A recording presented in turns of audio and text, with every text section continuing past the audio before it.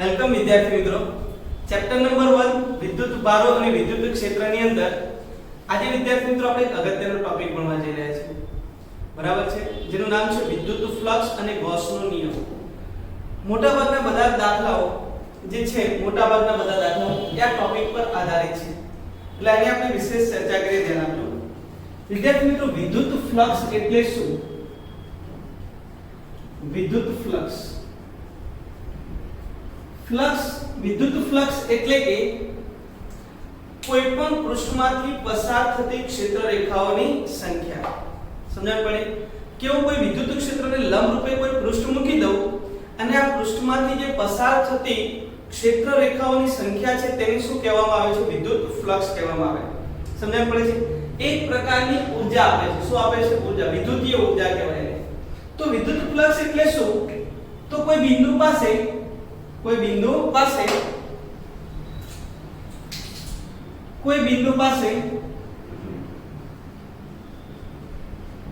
વિદ્યુત ક્ષેત્રને લંબ રૂપે મૂકેલા સમતલ પૃષ્ઠમાંથી પસાર થતી ક્ષેત્ર રેખાઓની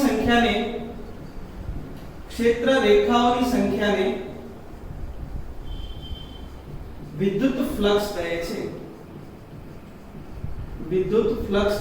છે. વિદ્યાર્થી મિત્રો, આગળ જતા તમે ચુંબકીય ફ્લક્સ પણ ભણશો ત્યારે આ ડેફિનેશન આવશે, પરંતુ અહીંયા વિદ્યુત ક્ષેત્ર રેખાઓ છે તેવી ત્યાં કઈ થઈ જશે? ચુંબકીય ક્ષેત્ર રેખાઓ. એટલે ત્યાં થશે ચુંબકીય ફ્લક્સ. તો આ જે આપણી ડેફિનેશન છે, આ એક મુદ્દો છે જે ખૂબ જ અગત્યનો છે. આ સમજો તો ચોથા ચેપ્ટરની અંદર પણ ગાઉસનો નિયમ આવશે અથવા એમ્પિયર સર્કિટનો નિયમ. તો એમ્પિયર સર્કિટનો નિયમ જે છે તે આને અનુરૂપ છે, ગાઉસના નિયમને અનુરૂપ, અને તે પણ ફ્લક્સ પર આધારિત છે. અગત્યનો મુદ્દો છે, ધ્યાન આપો. તો વિદ્યાર્થી મિત્રો, હવે પ્રશ્ન થયો કે આ વિદ્યુતીય ફ્લક્સ એ શાના પર આધારિત છે? તેને મને એક સરસ ઉદાહરણ દ્વારા સમજીએ છીએ. પહેલી વાત કરું છું ક્ષેત્રની અને પછી વાત કરું છું પૃષ્ઠની. ધારો કે આપણી પાસે આવું એક ક્ષેત્ર છે. આવું ક્ષેત્ર, અહીંયા બધી ક્ષેત્ર રેખાઓ એકબીજાની નજીક છે. હું સમજવા માટે આ ઉદાહરણ લઉં છું, ધ્યાન આપો. અહીંયા ક્ષેત્ર રેખાઓ એકબીજાની દૂર છે, અહીંયા તો એનાથી પણ દૂર છે. ધારો કે આપણે કોઈ પૃષ્ઠ લીધું જેનું ક્ષેત્રફળ ચોક્કસ નિશ્ચિત ક્ષેત્રફળ છે a અથવા ડેલ્ટા s લઈ લઈએ. ચલો, ડેલ્ટા s. આ જ પૃષ્ઠ હું અહીંયા મૂકી દઉં, એ જ પૃષ્ઠ હું અહીંયા મૂકી દઉં. વિદ્યાર્થી મિત્રો, પૃષ્ઠ જે છે તેનું તે જ છે, ધ્યાન આપજો, તેટલું ક્ષેત્રફળ ધરાવતું. પરંતુ અહીંયા તમે જોઈ શકો કે ક્ષેત્ર પ્રબળ છે, એટલે આમાંથી પસાર થતી ક્ષેત્ર રેખાઓની સંખ્યા વધુ છે. અને ક્ષેત્ર રેખાઓની સંખ્યા વધુ એટલે કે ત્યાં ફ્લક્સ કેવું મળે છે? વધારે મળે છે. અહીંયા તમે જુઓ કે આપણું વિદ્યુત ક્ષેત્ર નિર્બળ છે, ક્ષેત્ર રેખાઓ એકબીજાથી દૂર છે, તો આમાંથી પસાર થતી ક્ષેત્ર રેખાઓની સંખ્યા પણ કેવી? ઓછી. એટલે કે ફ્લક્સ તમને કેવું મળે છે? ઓછું મળે. અહીં વિદ્યાર્થી મિત્રો તમે જોઈ શકો કે વિદ્યુત ક્ષેત્ર નિર્બળ છે, એટલે ક્ષેત્ર રેખાઓ એકબીજાથી દૂર છે. એટલે આપેલા આક્ષેપમાંથી અહીંયા જેટલું ક્ષેત્રફળ છે તેટલું જ અહીંયા છે, પણ આમાંથી પસાર થતી ક્ષેત્ર રેખાઓની સંખ્યા કેવી છે? ઓછી છે. એનો મતલબ કે આમાંથી પસાર થતું ફ્લક્સ આના કરતા કેવું થયું? ઓછું થયું. આ કિસ્સામાં જોઈએ તો આમાં તો ક્ષેત્ર હજુ આના કરતા પણ નિર્બળ છે, ક્ષેત્ર રેખાઓ ઘણી એકબીજાથી દૂર છે, આપેલા પૃષ્ઠમાંથી પસાર થતું ફ્લક્સ ખૂબ જ ઓછું મળે. એનો મતલબ કે ફ્લક્સ જે છે તે વિદ્યુત ક્ષેત્રની પ્રબળતા ઉપર આધાર રાખે. બીજી વસ્તુ આની આજ રાખીએ, બરાબર છે, પરંતુ ધારો કે આનું ક્ષેત્રફળ જે છે તે વધારી દઈએ, તો જો ક્ષેત્રફળનું મૂલ્ય વધારી દઉં તો આમાંથી પસાર થતી ક્ષેત્ર રેખાઓની સંખ્યા પણ શું થઈ ગઈ? વધી ગઈ.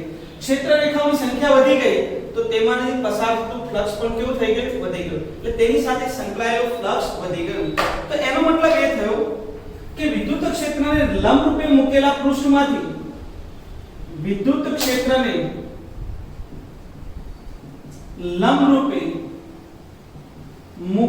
પૃષ્ઠમાંથી અથવા મૂકેલા પૃષ્ઠ સાથે સંકળાયેલ વિદ્યુત ફ્લક્સ કેટલું મળે? તો વિદ્યાર્થી મિત્રો E ds જેટલું મળે, બરાબર છે? વિદ્યુત ફ્લક્સ E ds જેટલું મળે. E એટલે વિદ્યુત ક્ષેત્ર. જેટલું વિદ્યુત ક્ષેત્ર પ્રબળ હશે તેટલું જ ફ્લક્સ કેવું મળશે? વધારે મળશે. જેટલું તમારા આ ક્ષેત્રનું ક્ષેત્રફળ વધુ હશે તેટલું જ ફ્લક્સ પણ કેવું મળશે? વધુ મળે. E.dl પણ ક્યારે? એ વિદ્યુત ક્ષેત્રને લંબરૂપે હોય ત્યારે. ધારો કે કોઈ પૃષ્ઠ છે તે ક્ષેત્રફળને લંબરૂપે નથી તો શું થાય? હું એના માટે એક 2D કન્સેપ્ટ, અલગ કન્સેપ્ટ સમજાવવાનો પ્રયત્ન કરું છું. ધારો કે અમારી પાસે બુક છે, આ મૂકેલી છે, 3D માં આ રીતે દર્શાવાય આમ, અને અહીંયાથી ધારો કે ક્ષેત્ર રેખાઓ આમ જાય છે. સમજજો 2D કન્સેપ્ટમાં આ રીતે અહીંયા સમજાવું. આ ક્ષેત્ર રેખાઓ ધારો કે આમ જાય છે ઉપર તરફ, અને મેં બુક આ રીતે મૂકી દીધી, તો તમે જોઈ શકો બધી જ ક્ષેત્ર રેખાઓ આમાંથી પસાર થઈ ગઈ. બરાબર છે? ચાલો, આ બધી જ ક્ષેત્ર રેખાઓ ધારો કે આમાંથી પસાર થાય છે. આનો ટોપ વ્યૂ આપણે જોઈ લઈએ તો આ મને બુક જે છે તે બને બુક. એના આ ક્ષેત્રનું ક્ષેત્રફળ એટલે આ બાજુનું ક્ષેત્રફળ કેટલું થયું? a થઈ ગયું. આમાંથી બધી જ ક્ષેત્ર રેખાઓ શું થઈ ગઈ? પસાર થઈ ગઈ. તો એની સાથે સંકળાયેલું ફ્લક્સ E a જેટલું બની જાય. હવે ધારો કે હું આને θ કોણે રોટેટ કરું અને આમથી આમ θ કોણે આમ કરી નાખીએ, તો હવે તમે અહીંયા પણ જોઈ શકો કે આ બે ક્ષેત્ર રેખાઓ પહેલીના છેલ્લી આમાંથી પસાર થઈ શકતી નથી. કેમ? તો સમજો.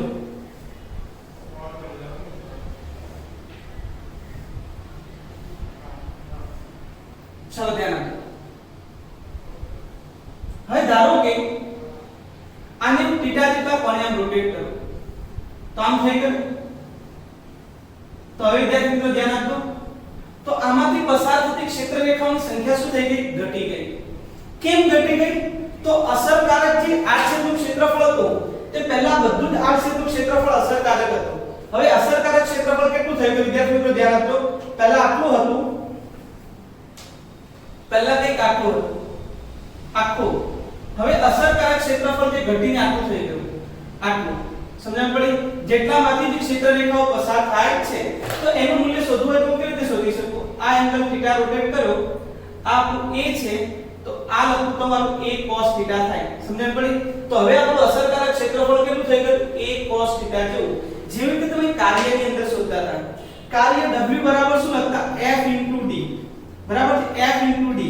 જ્યારે સ્થાનાંતર બળની દિશામાં હોય, એટલે બળની દિશામાં બધા સ્થાનાંતર કરે તો તમે શું કરતા? કાર્ય બરાબર બળ ગુણ્યા સ્થાનાંતર.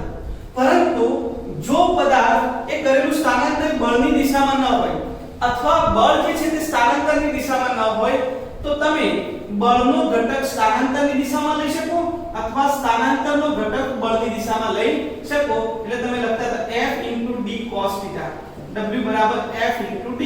તે જ રીતે અહીંયા તમે જ્યારે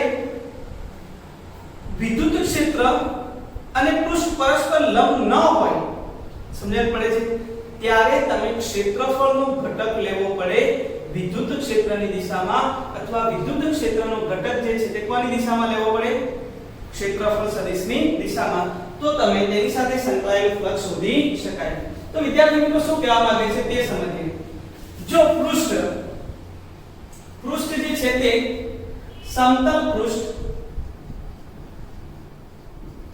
વિદ્યુત ક્ષેત્રને લંબરૂપે ન હોય તો તેની સાથે સંકળાયેલ ફ્લક્સ બરાબર છે E અને ડેલ્ટા S નો ઘટક લેવાનો વિદ્યુત ક્ષેત્રની દિશામાં, એટલે શું લખાય? E delta S cos θ. જ્યાં θ એ E અને ડેલ્ટા S વચ્ચેનો કોણ છે. બરાબર છે વિદ્યાર્થી મિત્રો? તો ફ્લક્સ ને phi વડે દર્શાવાય, ફ્લક્સ ને શેના વડે દર્શાવાય? phi વડે. તો phi વડે દર્શાવો તો E ડેલ્ટા S cos θ લખી શકાય. આના પરથી તમે કહી શકો વિદ્યાર્થી મિત્રો, જો θ બરાબર 0 ડિગ્રી હોય, બરાબર છે, θ = 0. θ = 0 નો મતલબ શું થાય? તો ક્ષેત્ર જે છે વિદ્યાર્થી મિત્રો આ જે છે કન્ફ્યુઝન વાળો છે. θ 0 નો મતલબ શું થાય? θ કોની વચ્ચેનો ખૂણો? E અને ડેલ્ટા S. ધારો કે આ પૃષ્ઠ છે, અહીંયાથી ક્ષેત્ર રેખા આવે, આ ક્ષેત્ર રેખા આમ જાય છે, તો વિદ્યુત ક્ષેત્રની દિશા છે બોલો આના ક્ષેત્રફળ સદિશની દિશા પણ આમ થાય, સમતલે લંબ ક્ષેત્રફળ સદિશ હોય એ પણ આમ, એનો મતલબ θ 0 થઈ ગયો કોનો E અને ક્ષેત્રફળ વચ્ચેનો. પરંતુ પૃષ્ઠ જે છે તે ક્ષેત્રને કેવું છે લંબ, પૃષ્ઠ ક્ષેત્રને લંબ છે તો E અને A વચ્ચેનો ખૂણો 0 બને, ત્યારે તમારું ફ્લક્સ મહત્તમ થઈ જાય, વિશ્વાસ થઈ ગયો E ડેલ્ટા S બરાબર છે. જો θ 90 હોય, θ 90 ફ્લક્સ કેવું થાય 0. θ 90 એટલે કોની વચ્ચેનો ખૂણો તો E અને A વચ્ચે. ધારો કે આમ પૃષ્ઠ મૂકી દો તો આનો ક્ષેત્રફળ સદિશ ઉપર થાય અને વિદ્યુત ક્ષેત્ર રેખાઓ આમ જાય છે, તો તમે જો વિદ્યુત ક્ષેત્ર રેખાઓ આમ જાય તો ક્ષેત્ર રેખાઓ અમુક ઉપરથી પસાર થઈ જાય, અમુક નીચેથી પસાર થઈ જાય, પણ આની સાથે આ પૃષ્ઠ સાથે કોઈ ક્ષેત્ર રેખાઓ સંકળાતી નથી. આ પૃષ્ઠ સાથે કોઈ ક્ષેત્ર રેખાઓ સંકળાય નહીં, અમુક ઉપરથી નીકળી જશે, અમુક નીચેથી, માટે તેની સાથે સંકળાયેલો ફ્લક્સ કેવો બને વિદ્યાર્થી મિત્રો 0 બને. અને જો θ = 180 ડિગ્રી હોય તો ફ્લક્સ તમારું બની જાય -E ડેલ્ટા S. અહીંયા તમે જોઈ શકો ક્ષેત્રફળ સદિશ અને વિદ્યુત ક્ષેત્ર એક જ દિશામાં હોય તો તમારું ફ્લક્સ ધન બને, બરાબર છે. વિદ્યુત ક્ષેત્ર રેખાઓ અને એટલે કે વિદ્યુત ક્ષેત્ર અને પૃષ્ઠનું ક્ષેત્રફળ બંને એકબીજાની લંબ હોય તો ફ્લક્સ 0 બને, અને બંને એકબીજાની વિરુદ્ધ દિશામાં હોય તો ફ્લક્સ માઈનસ બને એટલે કે ઋણ બને. તો ફ્લક્સ 0 ક્યારે બને, ધન ક્યારે હોય, ઋણ ક્યારે હોય તેની પણ આપણે ચર્ચા કરી. તો વિદ્યાર્થી મિત્રો આ જે ચર્ચા છે તે વિદ્યુત ફ્લક્સની વાત થઈ ગઈ એક સમતલ પૃષ્ઠ આપેલું હોય ત્યારે. પરંતુ અનિયમિત આકારનું જ્યારે તમને પૃષ્ઠ આપેલું હોય ત્યારે તેની સાથે સંકળાયેલો ફ્લક્સ કેવી રીતે શોધી શકાય, હવે તેની ચર્ચા કરીએ. અનિયમિત આકારનું કોઈ પૃષ્ઠ આપેલું હોય તો તેની સાથે સંકળાયેલો ફ્લક્સ આપણે શોધીએ.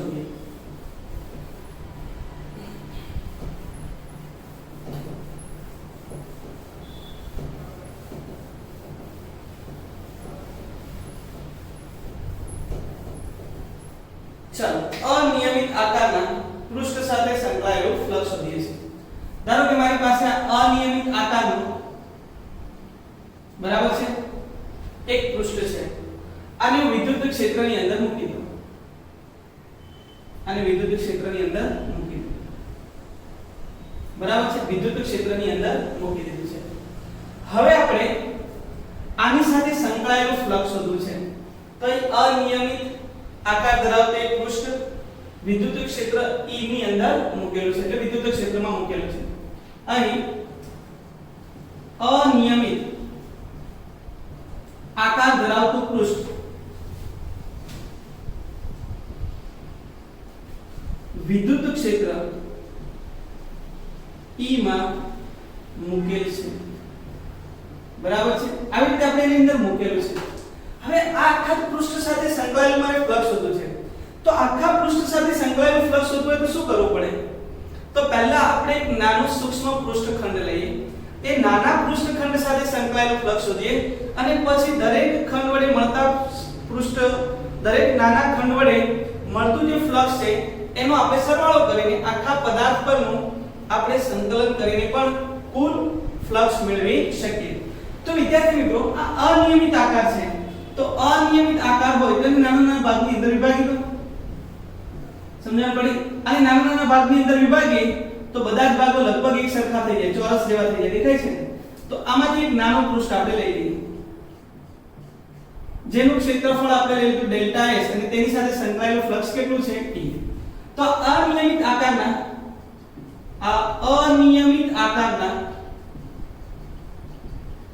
પૃષ્ઠ પર એક ડેલ્ટા S આડછેદ ધરાવતો સૂક્ષ્મ પૃષ્ઠખંડ વિચારવું. આપણે નાનો પૃષ્ઠખંડ વિચારવાનો છે જેની સાથે સંકળાયેલું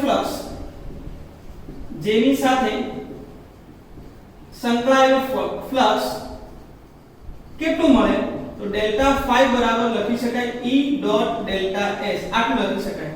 આ ખંડ સાથે સંકળાયેલું ફ્લક્સ આટલું લખી શકાય. તે રીતે આખા પૃષ્ઠ સાથે બરાબર છે સંકળાયેલું કુલ ફ્લક્સ મારે શોધવું હોય, કુલ ફ્લક્સ, તો શું કરવું પડે? તો આ દરેક ખંડ વડે જે ફ્લક્સ ઉદ્ભવે છે એ દરેક ખંડ વડે ઉદ્ભવતા ફ્લક્સનો શું કરું? હું સરવાળો કરી નાખું તો મને કુલ ફ્લક્સ મળી જાય, બરાબર છે. આ આપણને એક નાના ખંડ વડે ઉદ્ભવતું ફ્લક્સ હતું. આવા દરેક ખંડ વડે ઉદ્ભવ સાથે સંકળાયેલ ફ્લક્સ નો સરવાળો કરું તો મને કુલ ફ્લક્સ મળી જાય વિદ્યાર્થી મિત્રો. આ સમેશન નું ચિહ્ન છે. હવે આને અત્યંત નાના નાના ટુકડાઓ કરી નાખો, અત્યંત નાના નાના. સમજણ પડી? જો ડેલ્ટા s, જો limit delta s tends to 0 કર દો, એટલે કે આપણે જે પૃષ્ઠખંડો લીધા છે, નાના નાના પૃષ્ઠખંડો, એ પૃષ્ઠખંડ અત્યંત સૂક્ષ્મ હોય તો સમેશન હંમેશા સંકલનની અંદર પરિણમે. તો આ સંકલનમાં પરિણમે તો સંકલન E ડોટ ds લખાય. વિદ્યાર્થી મિત્રો આ પૃષ્ઠ પરનું સંકલન છે એટલે આને કહેવામાં આવે પૃષ્ઠ સંકલન. શું કહેવામાં આવે? પૃષ્ઠ સંકલન. સમજણ પડે છે? તો કોઈ પણ બંધ પૃષ્ઠ સાથે સંકળાયેલું જે છે ફ્લક્સ એ તે પૃષ્ઠ પરના ક્ષેત્રનું પૃષ્ઠ સંકલન આપે છે. સમજણ પડી?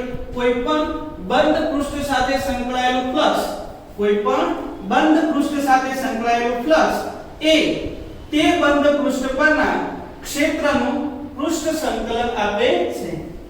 તો લખું છું ઇક્વેશન પરથી બનાવવાનો પ્રયત્ન કરું છું. નિયમ ધ્યાન આપજો કે કોઈ બંધ પૃષ્ઠ સાથે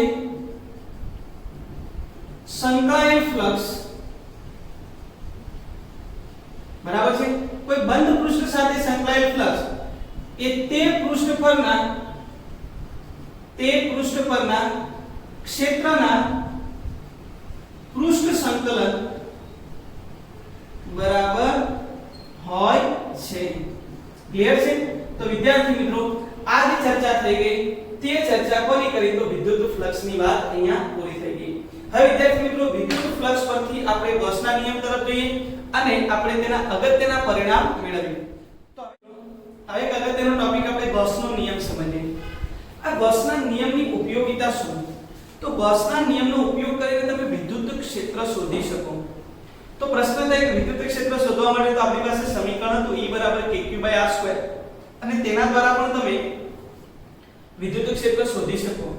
પરંતુ વિદ્યાર્થી મિત્રો જ્યારે હું ગૌસના નિયમની વાત કરું તો ગૌસનો નિયમ જે છે તે સમમિતિ ધરાવતા વિદ્યુતભાર વિતરણ માટે જ આપણે લાગુ પાડી શકીએ.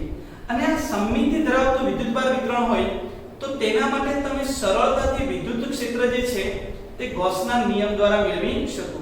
તો આ સમમિતિ એટલે શું અને તેના દ્વારા કેવી રીતે સરળતાથી આપણે વિદ્યુત ક્ષેત્રનું મૂલ્ય શોધી શકીએ તેની ચર્ચા આપણે આ ગૌસના નિયમની અંદર કરવાની છે. ચલો ક્લિયર છે? તો પહેલા હું ગૌસના નિયમની ચર્ચા કરું, એની સાથે સાથે તમે સમમિતિ એટલે શું તે પણ સમજાવું છું અને કેવી રીતે આપણે સરળતાથી વિદ્યુત ક્ષેત્ર શોધી શકીએ તેની પણ આપણે ચર્ચા કરીશું. ચલો તો ગૌસનો નિયમ કેવી રીતે મેળવીશું? તો તેના માટે ધારો કે આપણે વિદ્યુતભાર લઈએ છીએ q વિદ્યુતભાર, આ પ્લસ q વિદ્યુતભાર મેં લીધો. હવે વિદ્યાર્થી મિત્રો આના વડે ઉદ્ભવતું વિદ્યુત ક્ષેત્ર એટલે તમને યાદ હોય તો બિંદુવત વિદ્યુતભાર વડે ઉદ્ભવતું વિદ્યુત ક્ષેત્ર એટલે લખાય kq/r². આપણે q વિદ્યુતભાર લઈ લીધો એટલે ફિક્સ થઈ ગયું. k નું મૂલ્ય પણ ફિક્સ. જો સમાન અંતર લઈએ તો તે દરેક જગ્યાએ વિદ્યુત ક્ષેત્ર કેવું બને? સરખું બને.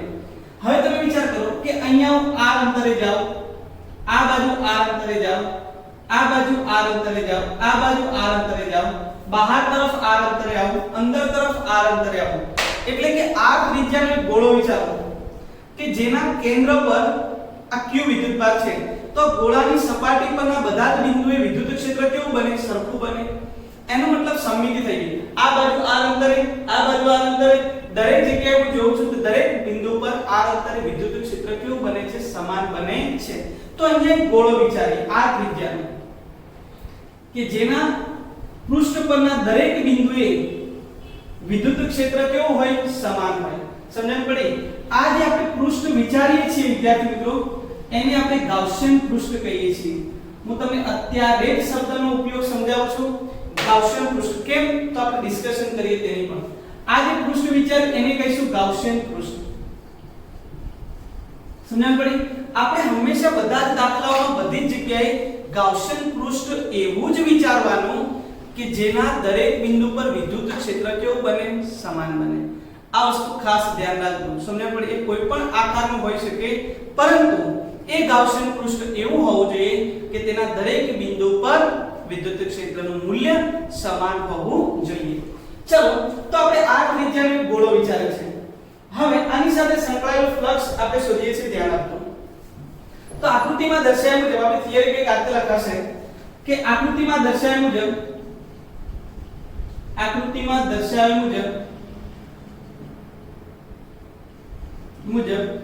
વિદ્યુતભાર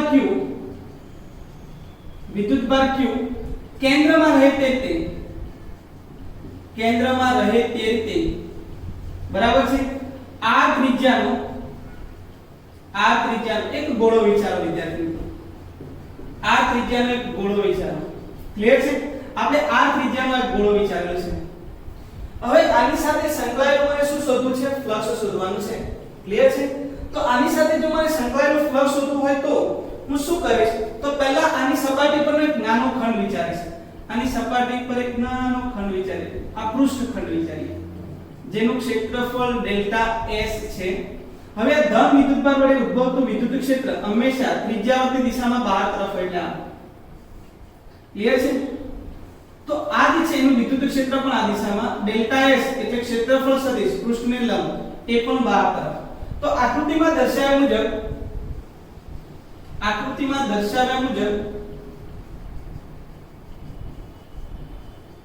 બરાબર છે. ગોળાના પૃષ્ઠ પર એક સૂક્ષ્મ પૃષ્ઠખંડ વિચારો.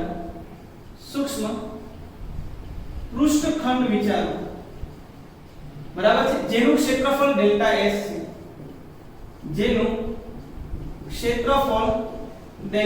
S છે. બરાબર છે. આનું ક્ષેત્રફળ કેટલું છે? Delta S. તો આ સૂક્ષ્મ પૃષ્ઠખંડ સાથે સંકળાયેલું ફ્લક્સ શું હોય? સૂક્ષ્મ પૃષ્ઠખંડ સાથે સંકળાયેલું ફ્લક્સ. તો કેવી રીતે શોધી શકાય? તો એના દ્વારા શોધવું હોય તો આપણે લખીએ phi આની સાથે સંકળાયેલું ફ્લક્સ પૃષ્ઠખંડ છે નાનો ખંડ એટલે ડેલ્ટા phi લખીશું. કેટલું લખાય? E dot delta S. પરંતુ વિદ્યાર્થી મિત્રો અહીંયા તમે એવું જોઈ શકો કે E અને ડેલ્ટા S બંને એક જ દિશામાં છે એટલે બંને વચ્ચેનો ખૂણો કેટલો થાય? 0. cos 0 એટલે કે E ડોટ ડેલ્ટા S લખી શકાય. હવે આ તો આપણે વાત થઈ કે એક જ પૃષ્ઠ નાના પૃષ્ઠખંડની સૂક્ષ્મ પૃષ્ઠખંડની. આવા બધા જ પૃષ્ઠખંડો લઈએ અને દરેક સાથે સંકળાયેલું આપણે ફ્લક્સ શોધીએ અને બધાનો જો હું સરવાળો કરી દઉં તો આખા જે ગોળા વડે સંકળાયેલું મને કુલ ફ્લક્સ મળી જાય. તો હવે શોધીએ છીએ વિદ્યાર્થી મિત્રો કુલ ફ્લક્સ. જો કુલ ફ્લક્સ શોધો તો આવા સૂક્ષ્મ પૃષ્ઠખંડ વડે ઉદ્ભવતા દરેક ફ્લક્સનો મારે શું કરવો પડે? સરવાળો કરવો પડે. E delta S. વિદ્યાર્થી મિત્રો આ બંનેમાંથી સરવાળો કોનો કરવો છે? ડેલ્ટા S નો. મેં તમને કહ્યું કે તમે જ્યારે ગાઉસિયન પૃષ્ઠ વિચારો છો ત્યારે આ ગાઉસિયન પૃષ્ઠ પરના દરેક બિંદુ પાસે વિદ્યુત ક્ષેત્રનું મૂલ્ય સરખું હશે એટલે એ તો અચળ થઈ જાય. એટલે એનું આપણે સંકલન વિકલન કઈ કરવામાં આવવાનું નથી. આ ધ્યાન રાખજો વિદ્યાર્થી મિત્રો. તો આ વિદ્યુત ક્ષેત્ર તો અચળ છે. E ને બહાર કાઢો. Summation delta S. આવા નાના પૃષ્ઠખંડ લઈને બધાનો જ સરવાળો કરો તો ગોળાનું પૃષ્ઠ ક્ષેત્રફળ મળે કે નહીં? તો સમેશન ડેલ્ટા S જે છે એ બીજું કંઈ નહીં પરંતુ ગોળાનું પૃષ્ઠ ક્ષેત્રફળ છે. અને ગોળાનું પૃષ્ઠ ક્ષેત્રફળ એટલે 4πr². શું લખાય? 4πr². તો અહીંયા આપણે લખવું એટલે લખાય phi E 4πr². વિદ્યાર્થી મિત્રો E નું મૂલ્ય કેટલું? પરંતુ E બરાબર તો લખાય kq/r². તો કિંમત મૂકું છું phi kq/r² into 4πr². phi k ની કિંમત આવે 1/4π0 q into 4π. 4π કેન્સલ એટલે આન્સર આવશે q/0. વિદ્યાર્થી મિત્રો એક અગત્યનું સમીકરણ મળી ગયું. આ શું કહેવા માંગે છે? phi q/0. આને ગૌસનો નિયમ કહેવામાં આવે છે.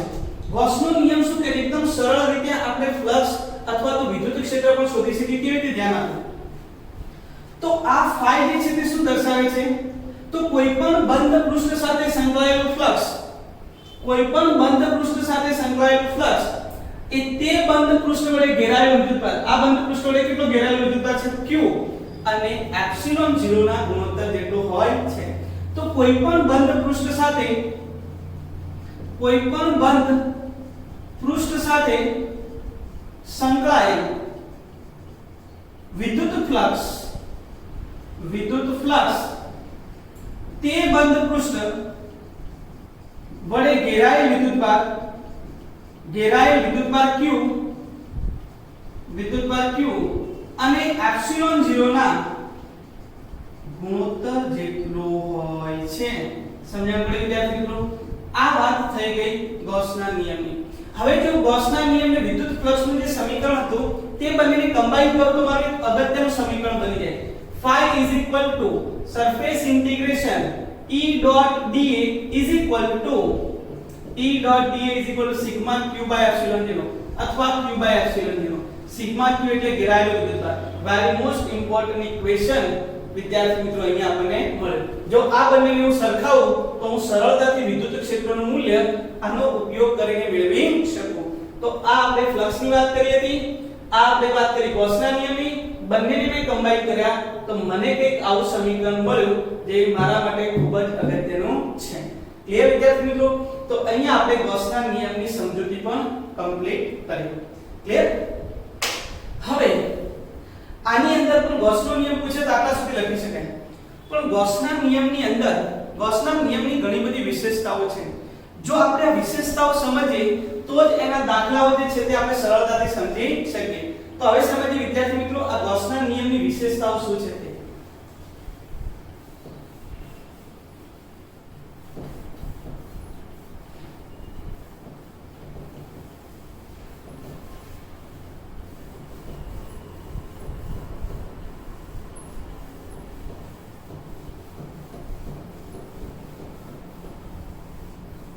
ચાલો વિદ્યાર્થી મિત્રો પહેલી વિશેષતા ગૌસના નિયમની વિશેષતા.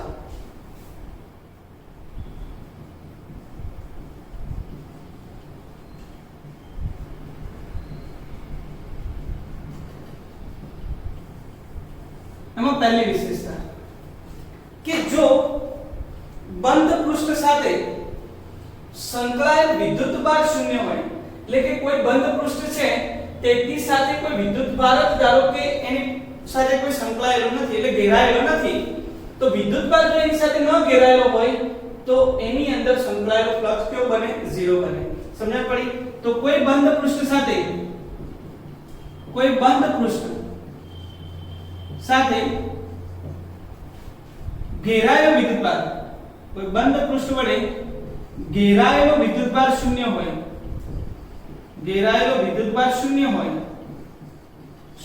હોય, તો તે બંધ પૃષ્ઠ સાથે સંકળાયેલ ફ્લક્સ શૂન્ય બને. સમજણ પડી વિદ્યાર્થી મિત્રો?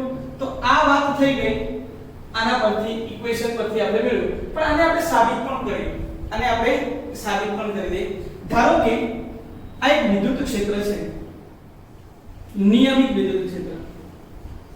આ નિયમિત વિદ્યુત ક્ષેત્રની અંદર ધારો કે આપણે એક નળાકાર પૃષ્ઠ મૂકી દઈએ. આ નળાકાર પૃષ્ઠ મૂકી દઈએ, બંધ પૃષ્ઠ. જે તે ગોળો હતો તે ત્યાં એક નળાકાર છે.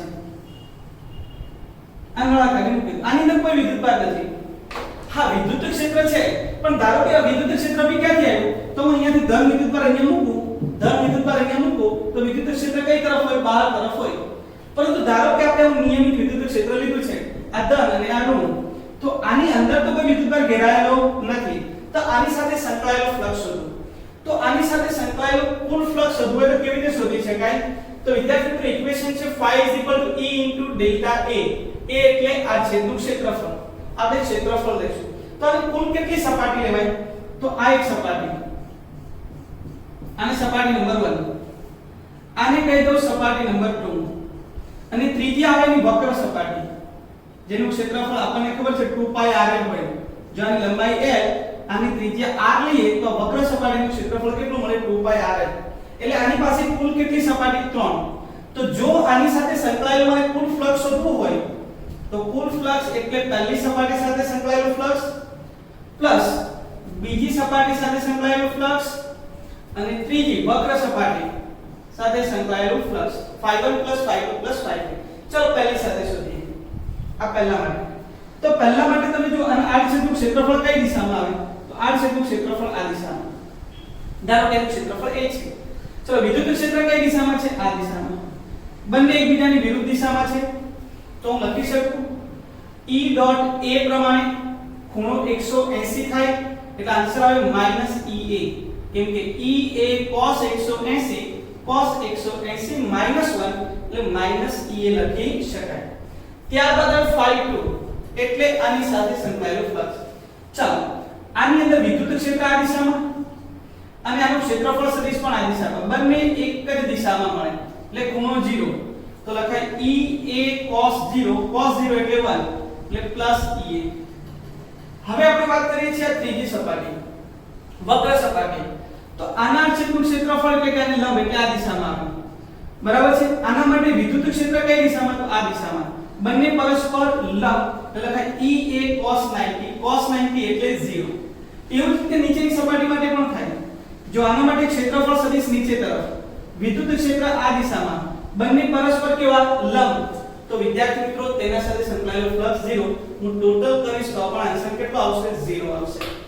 એનો મતલબ એ થયો કે કોઈ બંધ પૃષ્ઠ સાથે સંકળાયેલ કુલ વિદ્યુતભાર શબ્દો સાંભળજો કુલ ધારો કે કોઈ બંધ પૃષ્ઠ છે એમાં બે વિદ્યુતભાર છે 10 કુલમ અને -10 કુલમ તો પણ એનો કુલ વિદ્યુતભાર કેવો થયો 0. જો કોઈ બંધ પૃષ્ઠ સાથે સંકળાયેલ કુલ વિદ્યુતભાર 0 હોય તો તે બંધ પૃષ્ઠ સાથે સંકળાયેલું કુલ ફ્લક્સ પણ 0 બને. સમજણ પડી? તો કોઈ પણ બંધ પૃષ્ઠ સાથે ફ્લક્સ વિદ્યુત ફ્લક્સ ક્યારે તમને મળે તો તે બંધ પૃષ્ઠ પર કોઈ વિદ્યુતભાર ઘેરાયેલો હોવો જોઈએ. આ પહેલી વિશેષતા હતી અને વેરી મોસ્ટ ઇમ્પોર્ટન્ટ હતી. હવે આપણે બીજી વિશેષતાની વાત કરીએ. તો આપણે ગાઉસનો નિયમ જોયો વિદ્યાર્થી મિત્રો. ગાઉસનો નિયમ શું હતો? તો બીજી વિશેષતા ગાઉસનો નિયમ કહે છે phi q/epsilon 0. આ તમે મેળવેલું ગોળા માટે જ્યાં ગોળાની ત્રિજ્યા r હતી. વિદ્યાર્થી મિત્રો વિચાર કરો આ જે ફ્લક્સ મળે તે ત્રિજ્યા ઉપર તો આધારિત નથી. એનો મતલબ તમે આ ધારો કે ગોળો મોટો લીધો હોય તો બી કઈ વાંધો ના આવે. સમજણ પડી? એનો મતલબ તેના આકાર અને પરિમાણ ઉપર ફ્લક્સ આધારિત હોતો નથી. સમજણ પડી? વિદ્યુતીય ફ્લક્સ આપણે જે બંધ પૃષ્ઠ વિચારીએ છીએ બરાબર છે બંધ પૃષ્ઠ ના આકાર કે પરિમાણ પર આધારિત નથી. આકાર કે પરિમાણ પર આધારિત નથી. સમજણ પડી? તમે જોઈ શકો એની દ્વારા આની દ્વારા ઘેરાયેલો વિદ્યુતભાર છે આટલી ત્રિજ્યા છે 1 સેન્ટીમીટર છે બરાબર છે. એની સાથે સંકળાયેલ વિદ્યુતભાર ધારો કે 1 કુલમ આપે છે તો આની સાથે સંકળાયેલું ફ્લક્સ કેટલું થાય તો 1 કુલમ q/epsilon 0. હવે ધારો કે હું 2 સેન્ટીમીટર ત્રિજ્યા કરી નાખું તો પણ મને ફ્લક્સ એટલું જ મળે. આના પરિમાણ પર આધારિત નથી. તેની સાથે સંકળાયેલ ફ્લક્સ એ તેમાં ઘેરાયેલા વિદ્યુતભાર પર આધાર રાખે છે. ક્લિયર છે વિદ્યાર્થી મિત્રો? ત્રીજી વસ્તુ કે આપણું આ જે સમીકરણ છે તેમાં સમીકરણ phi q/epsilon 0. હવે હું સમીકરણ સમજાવું છું જે દાખલા માટે ખૂબ જ અગત્યનું છે. આ સમીકરણમાં સિગ્મા q એ બંધ પૃષ્ઠ વડે ઘેરાયેલ વિદ્યુતભાર આપે છે. ઘેરાયેલ વિદ્યુતભાર આપે છે. સમજો વિદ્યાર્થી મિત્રો. આની અંદર ધારો કે આપણે એક બંધ પૃષ્ઠ વિચાર્યું હોય અહીંયા હું એક બંધ પૃષ્ઠ વિચારું છું ધ્યાન આપજો. મારી પાસે એક બંધ પૃષ્ઠ છે આવું બંધ પૃષ્ઠ કોઈ પણ આકારનું અહીંયા q1 q2 q3 અને q4 છે તો સિગ્મા q બરાબર કેટલા લેવાય તો q1 q2. આપણે જે બંધ પૃષ્ઠ વિચાર્યું છે એ બંધ પૃષ્ઠ સાથે સંકળાયેલો વિદ્યુતભાર જ લેવામાં આવે. તેની બહારના જે વિદ્યુતભારો છે તેને આપણે કન્સિડર કરવાના હોતા નથી. તો એક અગત્યની વાત હતી કે આપેલ સમીકરણની અંદર સિગ્મા q એટલે શું તો આપણે જે બંધ પૃષ્ઠ વિચારીએ છીએ જેને આપણે ગાઉસિયન પૃષ્ઠ કહીએ છીએ જેની પણ આપણે વિશેષ નોંધ અહીંયા કરીશું. તો આ જે સિગ્મા q છે તે બંધ પૃષ્ઠ વડે ઘેરાયેલો વિદ્યુતભાર આપે છે. જ્યારે બીજી લાક્ષણિકતાની વાત કરી વિશેષતાની તો એના પછીની વિશેષતા કે આપણું પૂરું સમીકરણ જે છે પૂરું સમીકરણ ને હવે સૌથી અગત્યની દાખલાઓ ગણવા માટે ચોથી વિશેષતા સમીકરણ phi જો ધ્યાન આપજો સરફેસ ઇન્ટિગ્રેશન પૃષ્ઠ સંકલન E ડોટ dA બરાબર સિગ્મા q બાય એપ્સિલોન 0. હવે દાખલા કેવી રીતે ગણવાના તેની વાત કરી દો. ધ્યાન આપજો. દાખલા કેવી રીતે ગણવાના તે એપ્સિલોન અચળ. ધ્યાન આપજો વિદ્યાર્થીઓ. એપ્સિલોન કેવું અચળ. સિગ્મા q એટલે શું? તો બંધ પૃષ્ઠ વડે ઘેરાયેલો વિદ્યુતભાર. હવે આ બંનેની વિશેષ ચર્ચા. ધ્યાન આપજો વિદ્યાર્થી મિત્રો, સૌથી વધારે ભૂલ અહીંયા થાય છે. આ તમે dA એટલે ક્ષેત્રફળ અને E એટલે વિદ્યુત ક્ષેત્ર. આ વિદ્યુત ક્ષેત્ર કોનું લેવાનું? ધારો કે અહીંયા એક બંધ પૃષ્ઠ લીધું છે Q1 Q2 Q3 Q4 Q5. સમજણ પડી? તો આ વિદ્યુત ક્ષેત્ર જે છે તે કોનું આવે? તો તંત્રમાં રહેલા બધા જ વિદ્યુત ભારો વડે ઉદ્ભવતું વિદ્યુત ક્ષેત્ર આવે. સમજણ પડી? તમે જે વિદ્યુત ક્ષેત્રની ચર્ચા કરો છો તે વિદ્યુત ક્ષેત્ર તંત્રની અંદર અથવા તો એટલે કે આખું તંત્ર એટલે કે આપણું બંધ પૃષ્ઠની અંદર કે બહાર, બંધ પૃષ્ઠની અંદર કે બહાર ના બધા જ વિદ્યુત ભારો વડે ઉદ્ભવતું વિદ્યુત ક્ષેત્ર આપણે લેવાનું. જ્યારે આ જે ક્ષેત્રફળ છે તે હંમેશા કોનું લેવાનું? બંધ પૃષ્ઠનું જ ક્ષેત્રફળ લેવાનું. એટલે ગાઉસિયન સરફેસનું. તમે જે ગાઉસિયન સરફેસ દોરો છો તેનું ક્ષેત્રફળ. હવે વિદ્યાર્થી મિત્રો, તમને મેં ગાઉસના નિયમની અંદર એક વસ્તુ સમજાવેલી કે તમે જે ગાઉસિયન પૃષ્ઠ દોરવાના છો એ પૃષ્ઠ એવું લેવાનું કે જેના દરેક બિંદુ પર વિદ્યુત ક્ષેત્ર સમાન મળે. એનો મતલબ જ્યારે સંકલન કરતા હોય ત્યારે, દાખલા ગણવા માટે સૌથી અગત્યનું, તમે સંકલન કરતા હોય ત્યારે તમને એવી ખબર પડી જાય કે પૃષ્ઠ પરના બધા જ બિંદુએ વિદ્યુત ક્ષેત્ર સરખું છે, એટલે કે એક અચળ થઈ ગયું. તો એનો મતલબ સંકલન કોનું કરવાનું આવે? તો સીધું જ સંકલન ખાલી dA નું આવે. સમજણ પડી? અને dA નું સંકલન કરો એટલે પૃષ્ઠનું ક્ષેત્રફળ આવે. કયું પૃષ્ઠ? તો ગાઉસિયન પૃષ્ઠનું ક્ષેત્રફળ. તો E નો મતલબ સમજણ પડી ગઈ. સિગ્મા q નો મતલબ પણ સમજાવી દઉં આ જ ઉદાહરણ પરથી. q1 q2 q3 બરાબર છે. અને dA સંકલન હંમેશા dA નું જ થશે. અને એ કોનું આવશે? તો આપણે જે ગાઉસિયન પૃષ્ઠ વિચાર્યું છે, ગાઉસિયન પૃષ્ઠ નું ક્ષેત્રફળ. સમજણ પડી? ગાઉસિયન પૃષ્ઠ તમે જે વિચારો છે, ધારો કે તમે r અંતરે વિદ્યુત ક્ષેત્ર પૂછ્યું તો r અંતરે બધી જગ્યાએ વિદ્યુત ક્ષેત્ર સરખું મળે તેમાંથી એક પૃષ્ઠ આપણે દોરીશું અને આ પૃષ્ઠનું ક્ષેત્રફળ એટલે વિદ્યાર્થી મિત્રો dA. તમે જે પસંદ કરો છો તે પૃષ્ઠ એટલે કે ગાઉસિયન પૃષ્ઠ એનું જ ક્ષેત્રફળ આપણે લેશું. આ વેરી મોસ્ટ ઇમ્પોર્ટન્ટ થિંગ છે દાખલાઓ ગણવા માટે. ક્લિયર છે? તો આની વાત થઈ ગઈ. હવે છઠ્ઠી વિશેષતા, પાંચમી વિશેષતા એવી છે વિદ્યાર્થી મિત્રો કે તમે જે પસંદ કરો છો બંધ પૃષ્ઠ એને ગાઉસિયન પૃષ્ઠ કહેવામાં આવે, જેની આપણે ચર્ચા બહુ બધી વાર કરી દીધી. પસંદ કરેલ બંધ પૃષ્ઠને ગાઉસિયન પૃષ્ઠ કહે છે. શું કહે છે? ગાઉસિયન પૃષ્ઠ કહે છે. આ એક વાત થઈ ગઈ ગાઉસિયન પૃષ્ઠની. અને લાસ્ટ કે આ જે છે તે ગાઉસનો નિયમ જે છે તે વ્યસ્ત વર્ગના નિયમને અનુસરે છે. વ્યસ્ત વર્ગના નિયમને અનુસરે છે.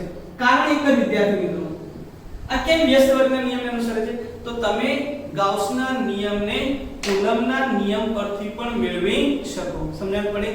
તે એક એક્સ્ટ્રા થિયરી છે જેની આપણે વિશેષ ચર્ચા પછી કરીશું સમય અનુસાર. પરંતુ ગાઉસનો નિયમ જે છે તે તમે કુલમ્બના નિયમ પરથી પણ મેળવી શકો. તો આ વિદ્યાર્થી મિત્રો વાત થઈ ગઈ ગાઉસના નિયમની વિશેષતાઓની.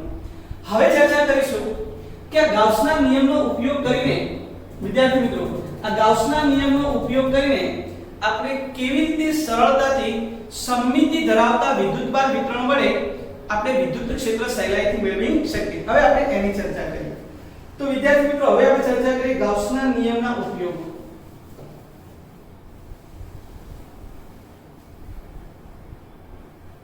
ગાઉસના નિયમના ઉપયોગો ની હવે ચર્ચા કરીએ છીએ.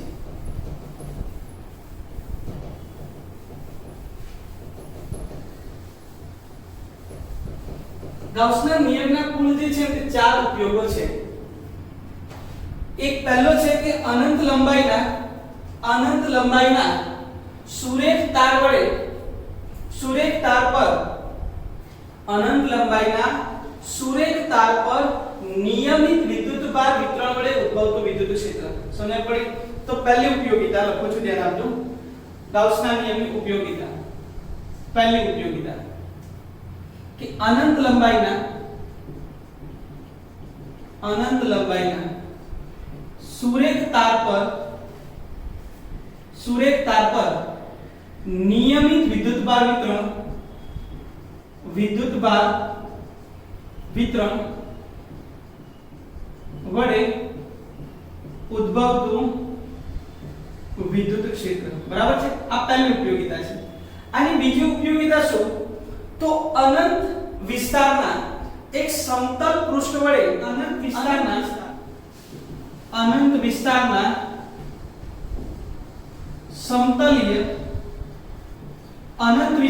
સમતલીય સમાન વિદ્યુતભાર, સમાન કે નિયમિત વિદ્યુતભાર વિતરણ વડે ઉદ્ભવતું વિદ્યુત ક્ષેત્ર, વિતરણ વડે ઉદ્ભવતું વિદ્યુત ક્ષેત્ર, બરાબર છે। અનંત વિસ્તારના સમતલીય સમાન વિદ્યુતભાર વિતરણ વડે ઉદ્ભવતું વિદ્યુત ક્ષેત્ર। ત્રીજી વાત કરીએ, ત્રીજો કે નિયમિત વિદ્યુતભાર વિતરિત, બરાબર છે, સમાન વિદ્યુતભાર વિતરણ ધરાવતા ગોલીય કવચ વડે ઉદ્ભવતું વિદ્યુત ક્ષેત્ર। સમાન વિદ્યુતભાર વિતરણ ધરાવતા ગોલીય કવચ વડે ઉદ્ભવતું વિદ્યુત ક્ષેત્ર। અને ચોથો મુદ્દો જે છે તે આપણી બુકમાં નથી વિદ્યાર્થી મિત્રો, તો પણ લઈ લઈએ કેમ કે જૂની બુકની અંદર હતો, પૂછાય તો કામ આવશે। આ ગોલીય કવચ છે વિદ્યાર્થી મિત્રો। અને હવે ગોળાની વાત કરીએ કે સમાન વિદ્યુતભાર વિતરણ ધરાવતા ગોળા વડે ઉદ્ભવતું વિદ્યુત ક્ષેત્ર, બરાબર છે। તો આ ચાર એના ઉપયોગો છે, બરાબર છે। અને ચારેની આપણે એક પછી એક ચર્ચા કરીએ। પહેલા આપણે ચર્ચા કરી છે અનંત લંબાઈના સુરેખ તાર પર નિયમિત વિદ્યુતભાર વિતરણ છે તેના વડે ઉદ્ભવતું આપણે વિદ્યુત ક્ષેત્ર શોધીએ, અને એનું ઇક્વેશન પણ અગત્યનું છે, એમસીક્યુ અને દાખલા સોલ્વ કરવા માટે ધ્યાન આપો। અનંત લંબાઈના સુરેખ તાર વડે નિયમિત વિદ્યુતભાર વિતરણ। ચલો અનંત લંબાઈનો એક સુરેખ તાર લઈએ, અનંત લંબાઈ, ઇન્ફાઇનાઇટ લેન્થ, આના ઉપર નિયમિત વિદ્યુતભાર વિતરણ છે। વિદ્યાર્થી મિત્રો આ વાહકતા એક પરિમાણમાં આવે એટલે એની પર રેખીય વિદ્યુતભાર ઘનતા આવે। ધારો કે આની રેખીય વિદ્યુતભાર ઘનતા કેટલી લેવાય? લેમ્ડા, બરાબર છે। તો અહીં આકૃતિમાં ધ્યાન આપો, અનંત લંબાઈનો એક સુરેખ તાર દર્શાવેલો છે જેના પર રેખીય વિદ્યુતભાર ઘનતા લેમ્ડા છે તેવું ધારી લઈએ। આકૃતિમાં અનંત લંબાઈનો વિદ્યુત ભારિત તાર દર્શાવેલ છે જેની રેખીય ઘનતા લેમ્ડા છે। આ રેખીય ઘનતા કેટલી છે? લેમ્ડા જેટલી છે। હવે ધારો કે આ વાહક તારથી મારે r જેટલા અંતરે વિદ્યુત ક્ષેત્ર શોધવું છે। ધારો કે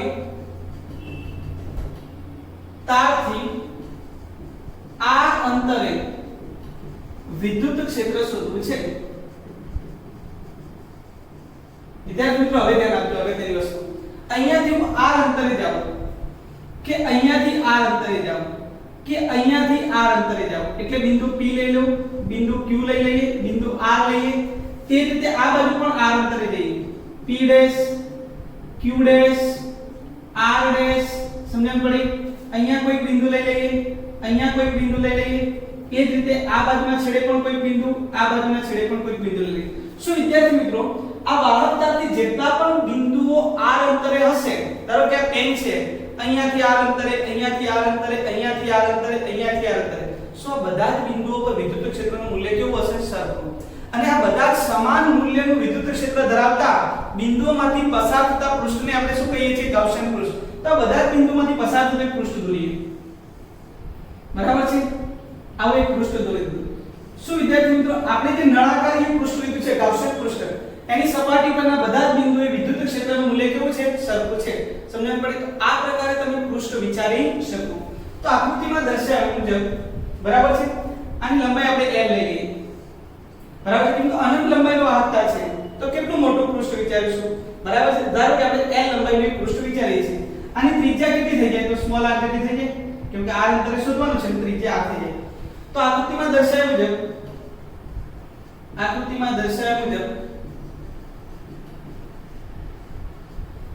r ત્રિજ્યા અને l લંબાઈ નું નળાકારીય ગાઉસિયન પૃષ્ઠ વિચારો. આપણે ગાઉસિયન પૃષ્ઠ લીધું છે જેની લંબાઈ l છે અને ત્રિજ્યા કેટલી છે? r છે. હવે આપણે આની સાથે સંકળાયેલું કુલ ફ્લક્સ શોધીશું વિદ્યાર્થી મિત્રો. સમજણ પડી? આની સાથે સંકળાયેલું કુલ ફ્લક્સ. તો આની કુલ કેટલી સપાટી લઈએ? તો ધ્યાન આપો. આ પહેલી સપાટી, આની બીજી એક સપાટી, આ બીજું આડછેદનું ક્ષેત્રફળ, અને બીજી ત્રીજી આ વક્ર સપાટી. સમજણ પડી? તો હવે ત્રીજી વક્ર સપાટી. તો અહીંયા નળાકારીય ગાઉસિયન પૃષ્ઠ સાથે અહીં નળાકારીય ગાઉસિયન પૃષ્ઠ સાથે સંકળાયેલ કુલ ફ્લક્સ. વિદ્યાર્થી મિત્રો ડાયરેક્ટ લખવાનો પ્રયત્ન કરું છું. phi phi1 phi2 phi3 એટલે આની સાથે સંકળાયેલું ફ્લક્સ પ્લસ આની સાથે સંકળાયેલું ફ્લક્સ પ્લસ આની સાથે સંકળાયેલું ફ્લક્સ. ચલો આની સાથે સંકળાયેલું ફ્લક્સ શોધીએ. તો ધન વિદ્યુત પર છે એના વડે ઉદ્ભવતું વિદ્યુત ક્ષેત્ર હંમેશા બહાર તરફ આવે. આ વિદ્યુત ક્ષેત્ર આપ્યું આમ બહાર તરફ. ચાલો આ જે પહેલો આડછેદ છે એનું ક્ષેત્રફળ કઈ દિશામાં આવે? ઉપર. તો પહેલા માટે a અને e પરસ્પર કેવા થયા? લંબ. તો એના માટે a અને e પરસ્પર લંબ છે, એનો મતલબ ea cos 90 ફ્લક્સ 0 થઈ જશે વિદ્યાર્થી મિત્રો. બીજા માટેની વાત કરીએ. આના આડછેદનું ક્ષેત્રફળ નીચે તરફ, વિદ્યુત ક્ષેત્ર આ બાજુ, બંને પરસ્પર કેવા? લંબ. એટલે એના માટે પણ લખાય ea cos 90. ચાલો હવે આપણે વાત કરીએ છીએ વક્ર સપાટીની. આની વાત કરું કે આની વાત કરું તો એવું કહેવાય કે આનું ક્ષેત્રફળ સદિશ આ દિશામાં અને વિદ્યુત ક્ષેત્ર પણ આ દિશામાં, બંને એક જ દિશામાં એટલે ખૂણો કેવો થઈ જાય? 0. એ જ રીતે આ જે છે સપાટી એના માટે પણ વિદ્યુત ક્ષેત્ર આ દિશામાં અને ક્ષેત્રફળ સદિશ પણ આ દિશામાં, બંને એક જ દિશામાં મળે. એટલા માટે ત્રીજું ફ્લક્સ છે મળશે ea cos 0. આ 0 થઈ ગયું, આ 0 થઈ ગયું, અહીંયા મળે ea cos 0 e into a. હવે વિદ્યાર્થી મિત્રો તમને ખબર છે નળાકારની વક્ર સપાટીનું ક્ષેત્રફળ 2πrl, ત્રિજ્યા r છે, લંબાઈ l છે, એટલે મળશે 2πrl. આ કુલ ફ્લક્સ આપણને મળી ગયું. આની સમીકરણ નંબર 1 આપી દઈએ. બરાબર છે? તો આ ફ્લક્સ મળી ગયું આનો ઉપયોગ કરીને. હવે આપણે આની સાથે સરખાવીએ સિગ્મા q બાય એપ્સિલોન જેનું. તો હવે વિદ્યાર્થી મિત્રો થોડુંક લખવા માટે આપણે આને રફ કરીએ. આકૃતિ તો થોડું ધ્યાન રાખજો આકૃતિનું મગજની અંદર. તો એ સમીકરણ phi બરાબર સિગ્મા q બાય એપ્સિલોન વડે આપણે ફ્લક્સ શોધીએ. સમીકરણ phi બરાબર સિગ્મા q બાય એપ્સિલોન 0 પરથી વિદ્યાર્થી મિત્રો આના પરથી ફ્લક્સ શોધીએ છીએ. તો સિગ્મા q એટલે શું? તો ઘેરાયેલો વિદ્યુતભાર. તો હવે તમે અહીંયા જોયું આ એક વાત ધારો, આપણે એક નળાકારી ગાઉસિયન પૃષ્ઠ લીધું જેની લંબાઈ કેટલી હતી? l.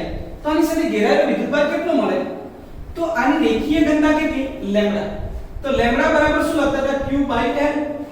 તો q બરાબર શું લખાય? Lambda into l. તો l લંબાઈની અંદર ઘેરાયેલો વિદ્યુતભાર કેટલો મળે? q lambda l. સમજણ પડી? લેમ્ડા નો મતલબ થાય એકમ લંબાઈ દીઠ વિદ્યુતભાર. એકમ લંબાઈ હોય તો વિદ્યુતભાર લેમ્ડા, તો અહીંયા આપણી પાસે l લંબાઈ છે તો વિદ્યુતભાર કેટલો? તો લેમ્ડા ઇન્ટુ l. આવી રીતે પણ આપણે વ્યાખ્યાયિત કરી શકીએ. તો અહીંયા ઘેરાયેલો વિદ્યુતભાર, ગાઉસિયન પૃષ્ઠ વડે ઘેરાયેલો વિદ્યુતભાર અહીં સિગ્મા q બરાબર શું લખાય? Lambda l. માટે flux phi lambda l upon epsilon 0. સમીકરણ 1 અને 2 ને આપણે સરખાવી દઈએ. સમીકરણ 1 અને 2 પરથી બંનેને સરખાવવું તો એવું લખી શકાય lambda l upon epsilon 0 e into 2πrl.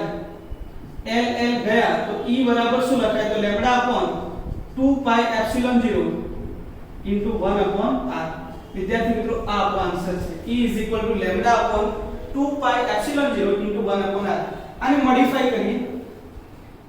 2 વડે ગુણીને ભાગી નાખું તો 2 lambda upon 4 pi epsilon 0 into r 1 upon 4 pi epsilon 0 એને કહેવાય k તો 2k લેમ્ડા અપોન r પણ લખી શકાય અને જો આને સદિશ સ્વરૂપે લખું તો 2k લેમ્ડા અપોન r અને કઈ દિશામાં તો r કેરેક્ટરની દિશામાં તમને યાદ હોય તો r આમ હતું તો વિદ્યુત ક્ષેત્ર પણ આમ જ હતું r આપણે આ બાજુ લઈએ તો વિદ્યુત ક્ષેત્ર પણ આ દિશામાં એનો મતલબ વિદ્યુત ક્ષેત્રની દિશા r કેરેક્ટરની દિશામાં મળે તો વિદ્યાર્થી મિત્રો એક અગત્યનો પ્રશ્ન પૂરો થયો અનંત લંબાઈના સુરેખ તાર વડે નિયમિત વિદ્યુતભાર વિતરણ હોય તો ત્યાં તમે કેવી રીતે વિદ્યુત ક્ષેત્ર શોધી શકો તેની ચર્ચા અહીંયા કમ્પ્લીટ થઈ હવે બીજા મુદ્દા તરફ જઈએ છીએ હવે વિદ્યાર્થી મિત્રો આપણે બીજો ઉપયોગ લઈએ છીએ કે અનંત વિસ્તારવાળા સમતલીય સમાન વિદ્યુતભાર વિતરણ હોય તો તેના વડે તમે કેવી રીતે વિદ્યુત ક્ષેત્ર મેળવી શકો હવે તેની ચર્ચા કરીએ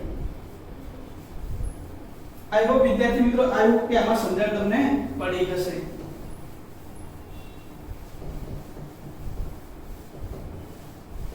અનંત લંબાઈના સમતલીય સમાન વિદ્યુતભાર વિતરણ વડે ઉદ્ભવતું વિદ્યુત ક્ષેત્ર શોધીએ બીજો મુદ્દો છે અનંત વિસ્તારવાળા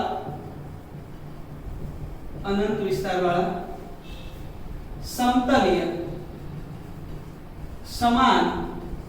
સમાન વિદ્યુતભાર વિતરણ કે નિયમિત વિતરણ વડે ઉદ્ભવતું વિદ્યુત ક્ષેત્ર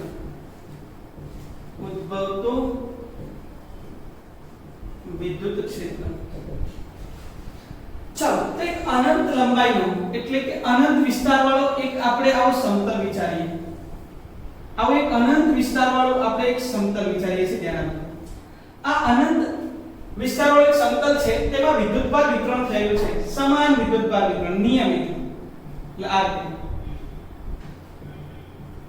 નિયમિત વિદ્યુતભાર વિતરણ વિદ્યાર્થી મિત્રો દ્વિપારિમાણિક રચના છે દ્વિપારિમાણિક રચના એટલે કે આની પર પૃષ્ઠ ઘનતા આવશે રેખીય ઘનતા નહીં આવે જેને આપણે સિગ્મા વડે દર્શાવીએ છીએ પૃષ્ઠ ઘનતાને શાના વડે દર્શાવીએ છીએ સિગ્મા વડે બરાબર છે હવે વિદ્યાર્થી મિત્રો લખાણ પછી એટલે પહેલા થોડું સમજીએ છીએ કેમ કે આની આકૃતિ પણ એટલી જ અગત્યની છે હવે તમે વિચારો કે આ પૃષ્ઠ આ જે છે ધારો કે અમારી બુક છે તો આ પૃષ્ઠ આ જે મૂકેલું છે પણ 3D માં આપણે ન દર્શાવી શકીએ એટલે આપણે 2D માં અહીંયા આ રીતે દર્શાવેલું છે પણ પૃષ્ઠ આ જે છે ધારો કે મને એવું કહેવામાં આવ્યું કે આ પૃષ્ઠથી આ અંતરે શું શોધવાનું છે વિદ્યુત ક્ષેત્ર તો આ બાજુ આ અંતરે શોધું ઉપરની તરફ આ અંતરે શોધું કે આ બાજુ આ અંતરે શોધું વિદ્યુત ક્ષેત્રનું મૂલ્ય કેવું મને સમાન મળે તો હવે જો ધ્યાન આપજો તો અહીંયાથી આ અંતરે જઈએ અહીંયાથી આ અંતરે જઈએ આ બાજુ આ અંતરે r એ જ રીતે આ બાજુ પણ આપણે r અંતરે જઈએ આ બાજુ પણ આપણે r અંતરે જઈએ આ બાજુ પણ r અંતરે જઈએ તો આ બધી જ બિંદુઓ પાસે તમને આ બધા બિંદુઓ પાસે વિદ્યુત ક્ષેત્રનું મૂલ્ય સમાન મળે તો આ બધા બિંદુઓમાંથી પસાર થતી ગાઉસિયન પૃષ્ઠ જોઈએ તો એ નળાકાર બી લઈ શકાય સમઘન બી લઈ શકાય લંબઘન પણ લઈ શકાય વિદ્યાર્થી મિત્રો ધ્યાન આપો તમે અલગ અલગ આકાર જરૂરી નથી કે દરેક વખતે ગોળીય કવચ કે ગોળીય હોઈ શકે બરાબર છે અથવા તો નળાકાર હોઈ શકે તમે નળાકાર પણ લઈ શકો તેને લંબઘન પણ લઈ શકાય તેને સમઘન પણ લઈ શકાય પરંતુ આ બધા જ બિંદુઓ એવા તેની અંદર હોવા જોઈએ બરાબર છે કે જેની સપાટી પર ક્ષેત્રનું મૂલ્ય કેવું બનતું હોય સમાન એટલે કે સમમિતિ ધરાવતો હોવો જોઈએ તો ધારો કે આપણી S પર અવર ટેક્સ્ટ બુક હું અહીંયા એક લંબઘન લઉં છું શું લઉં છું લંબઘન બરાબર છે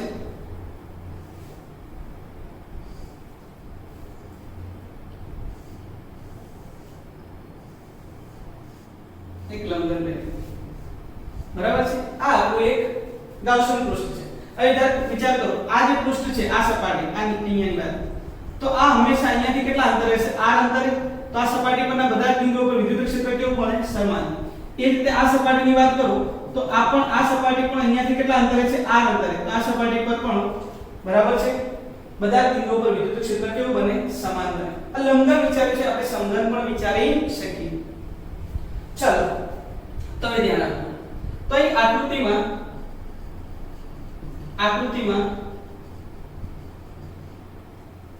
અનંત વિસ્તાર ધરાવતી અનંત વિસ્તારવાળી એક પૃષ્ઠ દર્શાવેલ છે, જેના પર સમાન વિદ્યુતભાર વિતરિત છે, જેની પૃષ્ઠ ઘનતા સિગ્મા છે. આની કોઈ જરૂર તો નથી પણ લખીએ છે જેની પૃષ્ઠ ઘનતા કેટલી છે? સિગ્મા છે. કેમ કે દ્વિપારિમાણિક રચના છે એટલે પૃષ્ઠ ઘનતા આવશે. ત્રિપારિમાણિક રચના હોય તો શું લખાય? રો લખાય. પૃષ્ઠ ઘનતા સિગ્મા છે. હવે વિદ્યાર્થી મિત્રો આના કુલ આડછેદ કેટલા? તો એક આડછેદ આ એક સપાટી લઈએ, આને એક સપાટી લઈએ અને ત્રીજી આ લઈ લઈએ, બરોબર છે? તો કુલ આપણે અહીં 3 સપાટીઓ લીધી. તો આની સાથે સંકળાયેલો હોય કુલ ફ્લક્સ શોધીએ છીએ, ધ્યાન આપો. તો અહીં આકૃતિમાં દર્શાવ્યા મુજબ લંબઘન આકારનું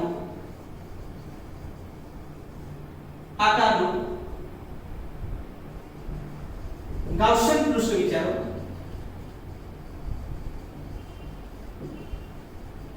જેની સાથે સંકળાયેલ કુલ ફ્લક્સ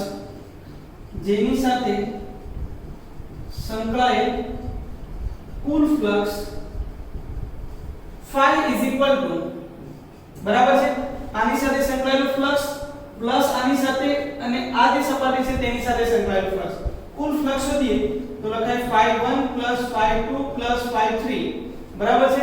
આને 3 નંબર આપો અને 4 આપો તો પણ ચાલે. 3 અને 4 આપી દઈએ તો પણ લખી શકાય phi1 phi2 phi3 phi4.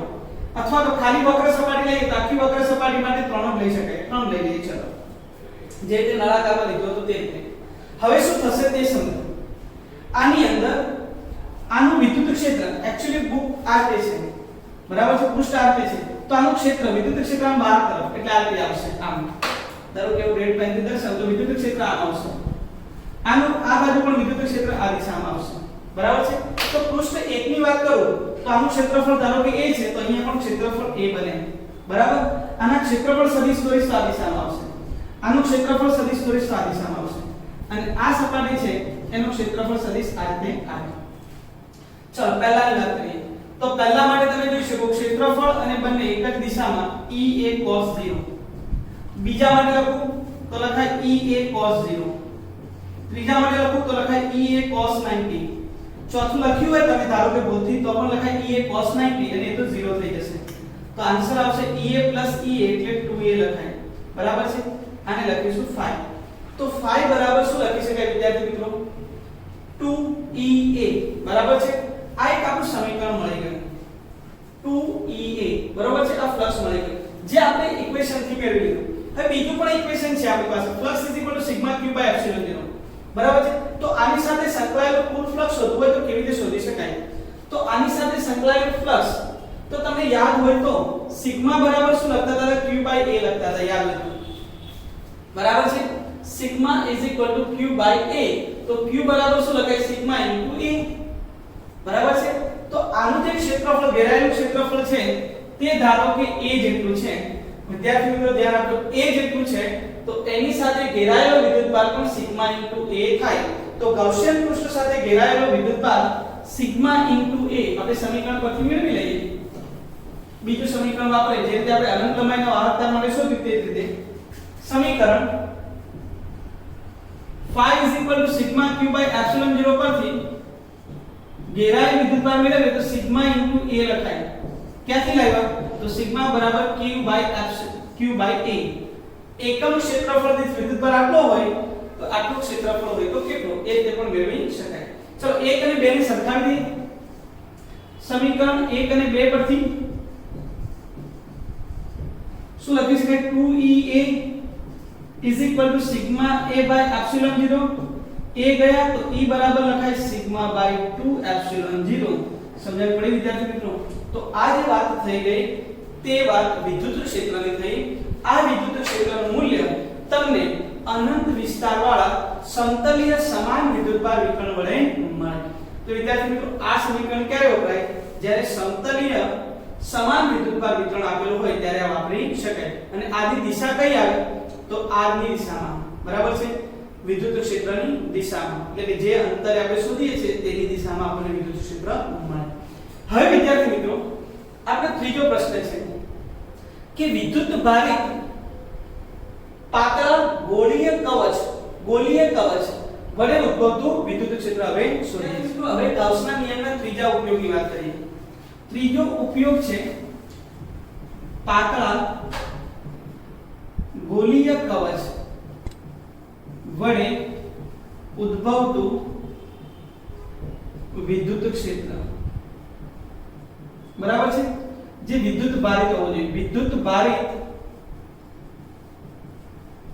પાતળા ગોળીય કવચ વડે ઉદ્ભવતું વિદ્યુત ક્ષેત્ર. કવચ એટલે શું? તો અંદરથી ગોળો કેવો છે? પોલો છે. એનો મતલબ એ થયો કે ગોળીય કવચની વાત કરું તો વિદ્યુતભાર વિતરણ ફક્ત ક્યાં હોય? તો પૃષ્ઠ પર હોય. એટલે પૃષ્ઠના ક્ષેત્રફળ પર જ એના વિદ્યુતભારનું વિતરણ હોય છે, અંદરના વિસ્તારમાં હોતું નથી. તો ગોળીય કવચની વાત કરી. ધારો કે આ ગોળીય કવચ છે જેની ત્રિજ્યા આપણે લઈ લઈએ કેપિટલ R. બરાબર? તેની ઉપર આપણે વિદ્યુતભાર વિતરણ કર્યું છે અને પૃષ્ઠની વાત છે એટલે પૃષ્ઠ ઘનતા આપણે લઈ લઈશું સિગ્મા. પૃષ્ઠ ઘનતા કેટલી લઈશું? સિગ્મા લઈશું. અને પૃષ્ઠ ઘનતા આપણે લઈ લઈશું સિગ્મા. તો એ આકૃતિમાં આપણે આ ત્રિજ્યા વાળો એક ગોળીય કવચ દર્શાવેલ છે. આકૃતિમાં આ ત્રિજ્યાનો ગોળીય કવચ દર્શાવેલ છે. આ ત્રિજ્યાનો આપણે ગોળીય કવચ દર્શાવેલ છે જેની પૃષ્ઠ ઘનતા સિગ્મા છે. તો તેના પરનો વિદ્યુતભાર વિદ્યાર્થી મિત્રો મેળવી શકાય. સિગ્મા બરાબર આપણે લખતા હતા q a. બરાબર છે? તો સિગ્મા બરાબર લખાય q ના છેદમાં આનું ક્ષેત્રફળ કેટલું થાય? તો 4πr². તો q બરાબર લખાય સિગ્મા * 4πr². બરાબર છે? આટલો વિદ્યુતભાર એના ઉપર વિતરિત થયેલો છે તેવું કહી શકાય. વિદ્યાર્થી મિત્રો આપણો એક પ્રશ્ન છે કે આ ગોળીય કવચ જે છે તેના અંદરના વિસ્તારમાં, બહારના વિસ્તારમાં અને તેની સપાટી પર વિદ્યુત ક્ષેત્રનું મૂલ્ય કેટલું હશે તે આપણે શોધવાનું છે. તો પહેલા ચર્ચા કરીએ છીએ ગોળીય કવચની બહારના વિસ્તારમાં વિદ્યુત ક્ષેત્ર. પહેલા હું લખીશ બહારના વિસ્તારમાં વિદ્યુત ક્ષેત્ર. જો દાખલા કે થિયરી કેવી રીતે સોલ્વ કરવાની ગાઉસના નિયમ પરથી તે અગત્યનું છે. ચલો અહીંયા બહારના વિસ્તારમાં ધારો કે કોઈ બહારનો બિંદુ આપણે P લઈ લઈએ. બરાબર છે? આ બિંદુ પાસે મારે વિદ્યુત ક્ષેત્ર શોધવું છે અને તેનું કેન્દ્રથી અંતર કેટલું લઈ લઈએ? r. બરાબર છે? સમમિતિના કારણે આ બાજુ r અંતરે પણ એટલું જ વિદ્યુત ક્ષેત્ર મળે, આ બાજુ પણ r અંતરે એટલું જ વિદ્યુત ક્ષેત્ર મળે. એનો મતલબ આ બધા જ બિંદુઓમાંથી પસાર થતું એક પૃષ્ઠ વિચાર જેને ગાઉસિયન પૃષ્ઠ કહેવાય. એનો મતલબ આપણે આ ત્રિજ્યાનું ગાઉસિયન પૃષ્ઠ વિચારીશું. સમજણ પડે? જો મારે બહારના વિસ્તારમાં કોઈ બિંદુએ વિદ્યુત ક્ષેત્ર શોધવું છે એટલે કે r is greater than r માટેની વાત છે. તો ધારો કે r અંતરે બિંદુ P પાસે વિદ્યુત ક્ષેત્ર શોધવું છે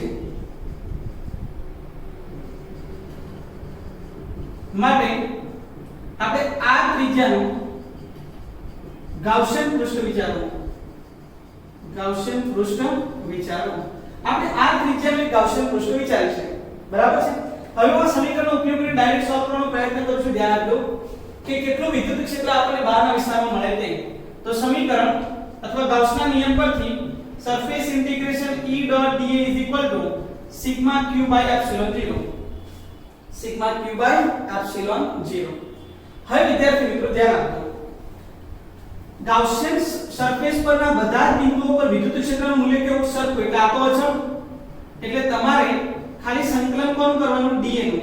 અને બંને વચ્ચેનો ખૂણો કેટલો થાય? 0. ચલો વિદ્યુત ક્ષેત્ર ધન વિદ્યુતભાર ક્ષેત્ર બહાર અને આનું પૃષ્ઠ ક્ષેત્રફળ પણ બહાર. વિદ્યુત ક્ષેત્ર બહાર અને પૃષ્ઠ ક્ષેત્રફળ પણ બહાર. એટલે બંને વચ્ચેનો ખૂણો કેવો થઈ જાય? 0. અને dA નું સંકલન કરીશું. બરાબર? ડોટ પ્રોડક્ટ છે પણ cos 0 થઈ ગયું એટલે 1. એટલે dA નું સંકલન પૃષ્ઠ સંકલન સિગ્મા q એટલે તેની અંદર ઘેરાયેલો વિદ્યુતભાર. વિદ્યાર્થી મિત્રો આની અંદર ઘેરાયેલો વિદ્યુતભાર કેટલો? તો આની અંદર જેટલો છે તેટલો બધો જ વિદ્યુતભાર આપણા ગાઉસિયન પૃષ્ઠની અંદર આવી ગયો. એનો મતલબ કુલ વિદ્યુતભાર. કુલ વિદ્યુતભાર કેટલો છે? q. q પણ લખી શકાય અથવા સિગ્મા * 4πr² પણ લખી શકાય. બરાબર છે? હું q લખું છું q by epsilon 0. સમજણ પડી? ચાલો ઈ હવે વિચારો ગોળાનું જે ગોળીય કવચ છે એનું પૃષ્ઠ ક્ષેત્રફળ કેટલું? આખું પૃષ્ઠ ક્ષેત્રફળ તો 4πr². 4πr². પરંતુ ધ્યાન રાખજો વિદ્યાર્થી મિત્રો, આ ક્ષેત્રફળ હંમેશા ગાઉસિયન પૃષ્ઠનું હોય છે, નહીં કે તમને ગોળો જે આપેલો છે તેનું. સમજણ પડી? મેં આગળ પણ ચર્ચા કરી હતી. તો આ આપણું ગાઉસિયન પૃષ્ઠ છે એનું ક્ષેત્રફળ 4πr² થાય, q/ε0. તો E બરાબર q/4πε0 into r². શું વિદ્યાર્થી મિત્રો આને કહેવાય કે q/r²? શું કહેવાય કે q/r²? સમજવા જેવો પ્રશ્ન છે. કેમ આવું થયું? તો તમે જ્યારે ગોળીય કવચ વિચારો છો બહારના વિસ્તારમાં, ત્યારે આની અંદર બધો જ વિદ્યુતભાર અંદરના વિસ્તારમાં છે, એટલે કે જાણે કે બધો જ વિદ્યુતભાર તેના કેન્દ્ર પર કેન્દ્રિત હોય ને તેવું લાગે. ક્યાં લાગે? કેન્દ્ર પર કેન્દ્રિત હોય તેવું. હવે તમને આ બિંદુવત વિદ્યુતભાર થઈ ગયું, અને બિંદુવત વિદ્યુતભારથી આ અંતરે વિદ્યુત ક્ષેત્રનું સમીકરણ કંઈક આવું મળે કે q/r². આ જ વસ્તુનો ઉપયોગ ગુરુત્વાકર્ષણની અંદર કરતા હતા વિદ્યાર્થી મિત્રો. યાદ છે? પૃથ્વીની સપાટીની બહારના બિંદુએ જ્યારે કોઈ બળ લાગતું હોય, ગુરુત્વીય બળ, ત્યારે આપણે શું કરતા હતા? પૃથ્વીના કેન્દ્રથી અંતર લેતા હતા અને એવું ધારતા હતા કે પૃથ્વીનું બધું જ દળ તેના કેન્દ્ર પર કેન્દ્રિત છે. તેવી રીતે અહીંયા જ્યારે તમે વાત કરતા હો ત્યારે ગોળાની બહારના વિસ્તારમાં, તો તેની બહારના વિસ્તારમાંથી જોઈએ તો એવું લાગે કે બધો જ વિદ્યુતભાર ક્યાં કેન્દ્રિત છે? તેના કેન્દ્ર પર. તે બિંદુવત વિદ્યુતભાર તરીકે લઈ શકાય, અને બિંદુવત વિદ્યુતભાર તરીકે લઈએ તો ડાયરેક્ટ આન્સર લખી શકાય કે q/r² અથવા q ની જગ્યાએ તમે σ * 4πr² લખો તો 1/4πε0 k ની કિંમત મૂકી, q ની કિંમત લખું તો σ * 4πr²/r². તો 4π ગયા તો બીજું એક સમીકરણ થઈ ગયું σr²ε0 r². બોલો સિગ્મા અચળ, r² અચળ, એપ્સિલોન 0 અચળ, તો E is proportional to 1/r². એનો મતલબ કે ગોળીય કવચ હોય તેની બહારના વિસ્તારમાં વિદ્યુત ક્ષેત્ર જે છે તે અંતરના વર્ગના વ્યસ્ત પ્રમાણમાં હોય છે. ક્યાં સુધી? તો અહીંયાથી આપણે આવીએ સપાટી પર ત્યાં સુધી. તો જો સપાટી પર શોધું તો સપાટી પર મને કેટલું મળે? તો અહીંયા તમે જો બહારના વિસ્તારમાં કેટલું મળે? તો q/r². અને હું સપાટી પર જોઉં તો શું થાય? સપાટી પર તો r બરાબર શું થઈ ગયું? r આમાં મૂકી દઉં તો શું મળે? E = kq/R². બરાબર છે? kq/R². અને અહીંયા મૂકી દઉં તો શું થાય? સ્મોલ r બરાબર કેપિટલ R. તો r² કેન્સલ, તો શું લખાય? σ/ε0. વેરી મોસ્ટ ઇન્ટરેસ્ટિંગ આન્સર આવી ગયો વિદ્યાર્થી મિત્રો. એકદમ સરસ આન્સર છે. સમજણ? પૃષ્ઠ પર આપણે સરળતાથી શોધી શકીએ. હવે આપણે વાત કરીએ બહારના વિસ્તારની વાત થઈ ગઈ, સપાટી પર હવે અંદરના વિસ્તારની વાત કરીએ. કે આની અંદર વિદ્યુત ક્ષેત્ર કેટલું મળે? ચાલો વિદ્યાર્થી મિત્રો ધ્યાન, r is less than r માટે. અને પછી આપણે છેલ્લે ગોળાની વાત કરીશું અને આ ચેપ્ટરની બધી જ થિયરી આપણે કમ્પ્લીટ થઈ જશે. ચાલો અંદરના વિસ્તારમાં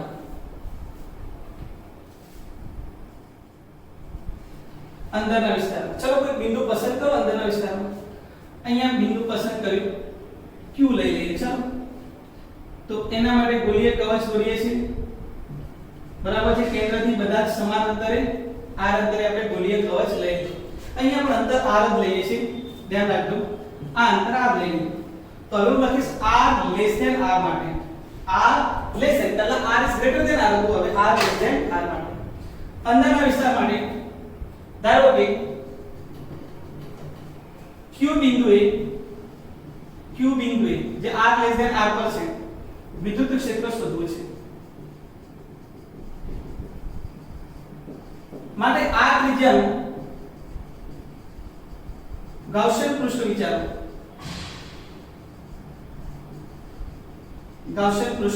વિચારો. બરાબર છે?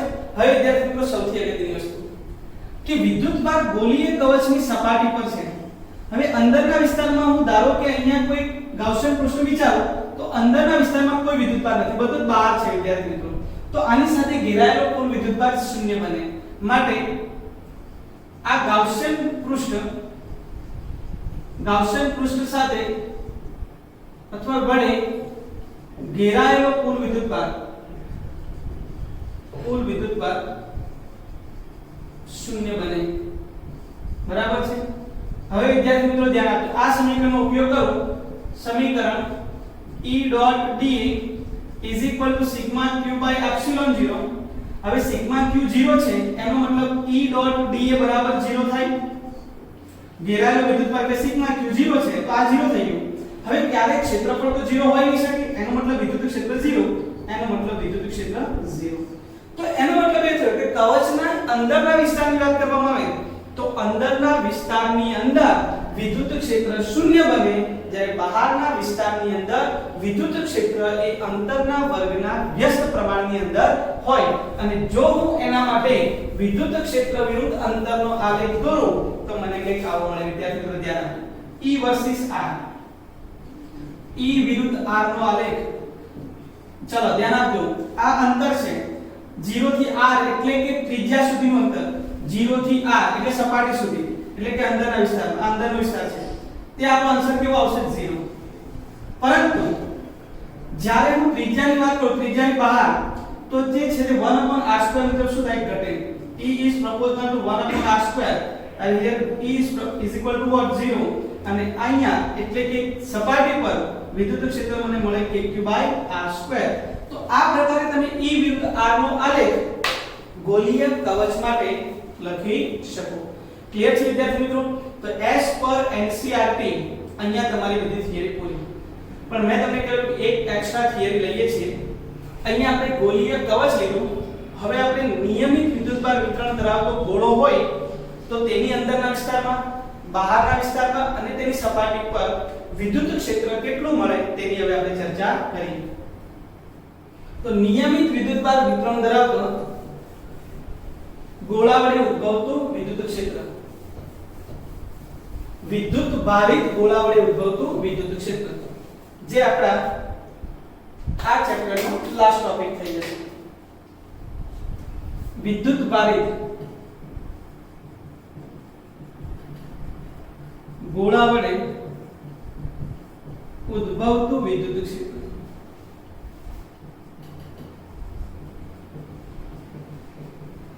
વિદ્યુત ભારિત ગોળા વડે ઉદ્ભવતું વિદ્યુત ક્ષેત્ર. ચલો વિદ્યાર્થી મિત્રો, 1 સેકન્ડ આપણે આ ત્રિજ્યાનો ગોળો લઈએ. આ ત્રિજ્યાનો ગોળો. હવે ગોળાની અંદર તો બધી જગ્યાએ વિદ્યુતભાર છે. તો આ તો ત્રિપારિમાણિક રચના થઈ ગઈ. અને ત્રિપારિમાણિક રચના હોય તો આપણે કદ ઘનતા લેવી પડે. કઈ ઘનતા લેવી પડશે? કદ ઘનતા, જેને આપણે ρ વડે દર્શાવીએ છીએ. જેને આપણે ρ વડે. સપાટી પર તો ખરો, પણ બધી જગ્યાએ એની પર વિદ્યુતભાર વિતરિત હોય છે. તો હવે વિદ્યાર્થી મિત્રો ધ્યાન આપજો, આ ત્રિજ્યાનો એક ગોળો લીધો છે, આ એનું કેન્દ્ર છે, બરાબર છે? તો આ આકૃતિમાં એક આ ત્રિજ્યાનો ગોળો દર્શાવેલ છે, જેની કદ ઘનતા કેટલી લેલી? ρ. અહીં આકૃતિમાં આ ત્રિજ્યાનો વિદ્યુત ભારિત ગોળો દર્શાવેલો છે.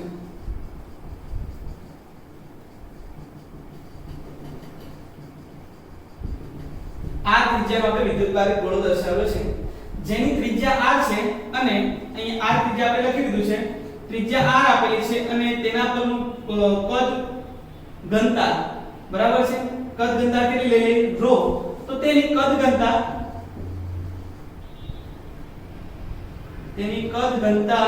ρ છે. તો ρ ને મને દર્શાવી શકાય q/v.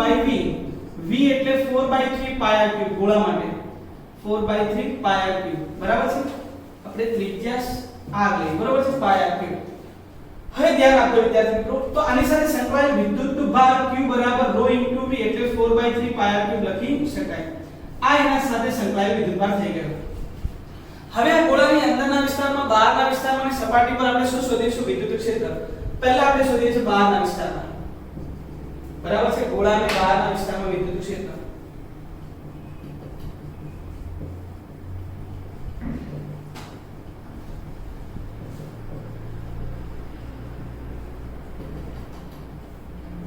ગોળાની બહારના વિસ્તારમાં વિદ્યુત ક્ષેત્ર. ધારો કે કોઈ બિંદુ P પસંદ કરો અહીંયા, જે ગોળાથી ખૂબ જ દૂર હોય, એટલે કે બહારના વિસ્તારમાં હોય, જેનું અંતર કેટલું લઈ લઈએ? r. This r is greater than capital R. તો અહીંયા થઈ ગયું r is greater than r માટે, બરાબર છે? હવે આવી રીતે બધી જ બાજુએ આપણે શું કરી શકાય? r અંતરે વિદ્યુત ક્ષેત્ર કેવું બને? સમાન. અને બધા જ આ બિંદુઓમાંથી પસાર થતું એક ગૌસિયન પૃષ્ઠ વિચારો, આ ગાઉસિયન પૃષ્ઠ. તો આ જે ગાઉસિયન પૃષ્ઠ છે તેની ચર્ચા કરીએ. એની સાથે સંકળાયેલો વિદ્યુતભાર કેટલો મળે? તો બધો જ વિદ્યુતભાર. કેમ કે આપણે બહારના વિસ્તારની ચર્ચા કરીએ તો અંદર બધો જ વિદ્યુતભાર ઘેરાયેલો છે તેવું કહી શકાય. તો હવે ધ્યાન આપો વિદ્યાર્થી મિત્રો. તો ધારો કે ગોળાની બહારના વિસ્તારમાં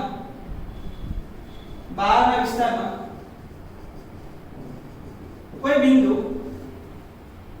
બિંદુ P પાસે વિદ્યુત ક્ષેત્ર શોધવું છે. P પાસે શું શોધવું છે? ચલો વિદ્યાર્થી મિત્રો, હવે આકૃતિમાં દર્શાવ્યા મુજબ ગાઉસિયન પૃષ્ઠ વિચારો. બરાબર છે? કેટલી ત્રિજ્યાનું? તો સ્મોલ r ત્રિજ્યાનું, જે r ઇઝ ગ્રેટર ધેન શું છે? Capital R. તો આ r ત્રિજ્યાના ગાઉસિયન પૃષ્ઠ સાથે સંકળાયેલ વિદ્યુતભાર, પૃષ્ઠ વડે ઘેરાયેલ વિદ્યુતભાર કેટલો બને? તો q બને. સમજ પડી? જે કુલ વિદ્યુતભાર છે, કયો છે? કુલ, જેને આપણે દર્શાવી શકીએ ρ * 4/3 πr q વડે પણ દર્શાવી શકીએ. તો આટલો વિદ્યુતભાર જે છે તેની સાથે ઘેરાયેલો છે તેવું કહી શકાય. તો એ તો ગાઉસના નિયમ મુજબ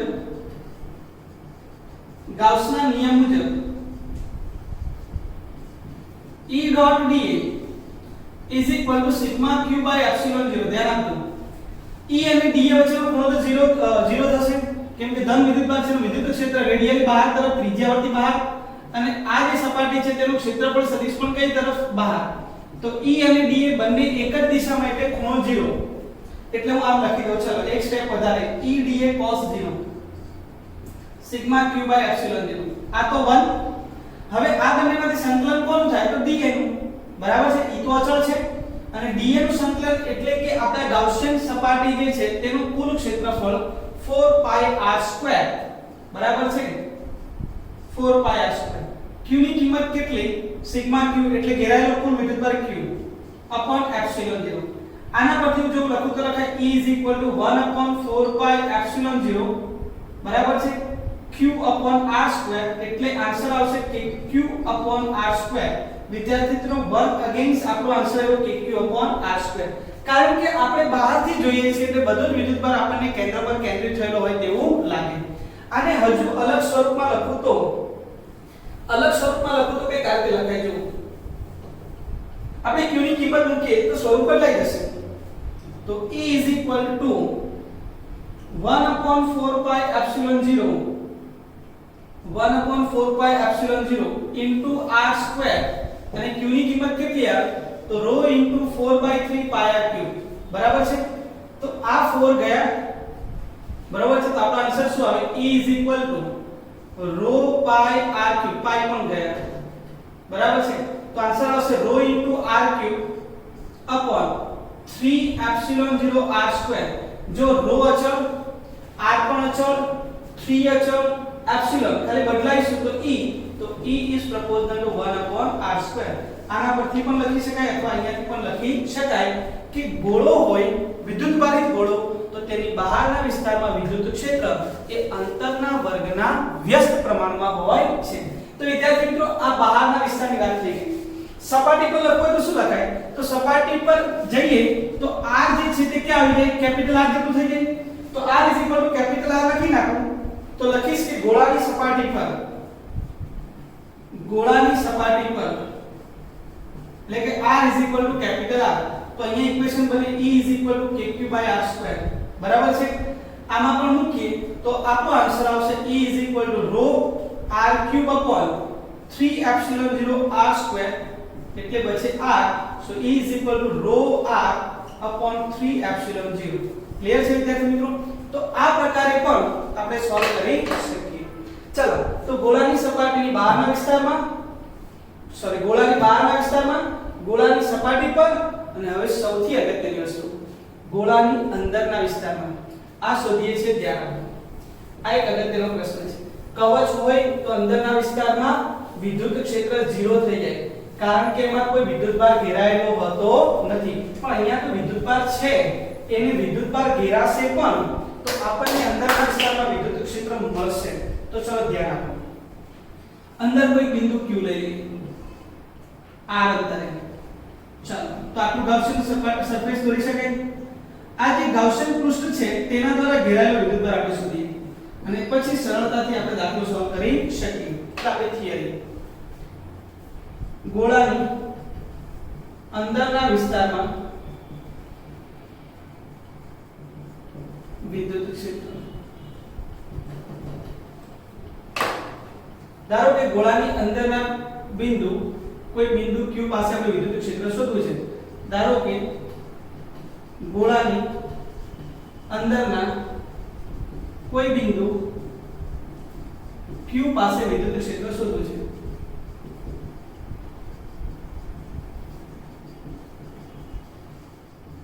Q બિંદુ પાસે આપણે વિદ્યુત ક્ષેત્ર શોધવું છે. બરાબર છે?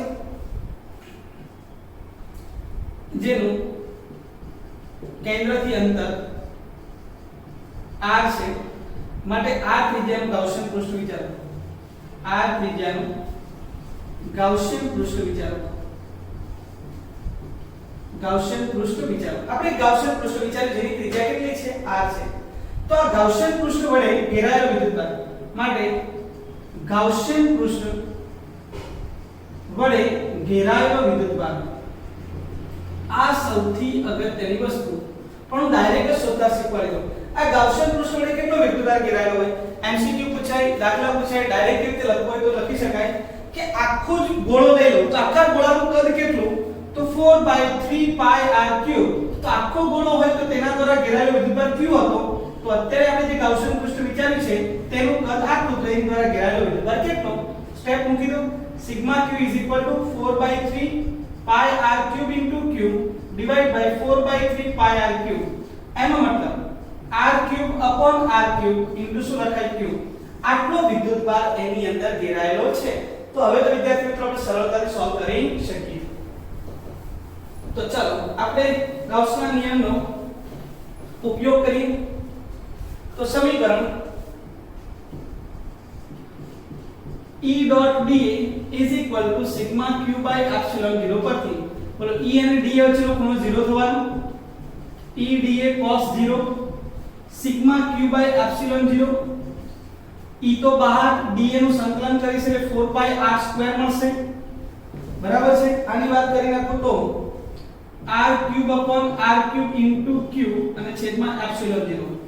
ચલો r સ્ક્વેર અને r ક્યુબ ગયા તો અહીંયા બચે r. તો E બરાબર લખાય 1/4 pi epsilon 0 q into r. q into r upon શું લખાય? r cube. બરાબર છે? અથવા તો આ તે પણ લખાય k q r upon શું લખાય? r cube. તો વિદ્યાર્થી મિત્રો k અચળ છે, q અચળ છે, કેપિટલ r પણ અચળ. તો અહીંયા જાણવા જેવું છે E is proportional to શું લખાય? r. E is proportional to શું લખાય? r. આને પણ રો ના સ્વરૂપમાં લખવું હોય તો પણ લખાય.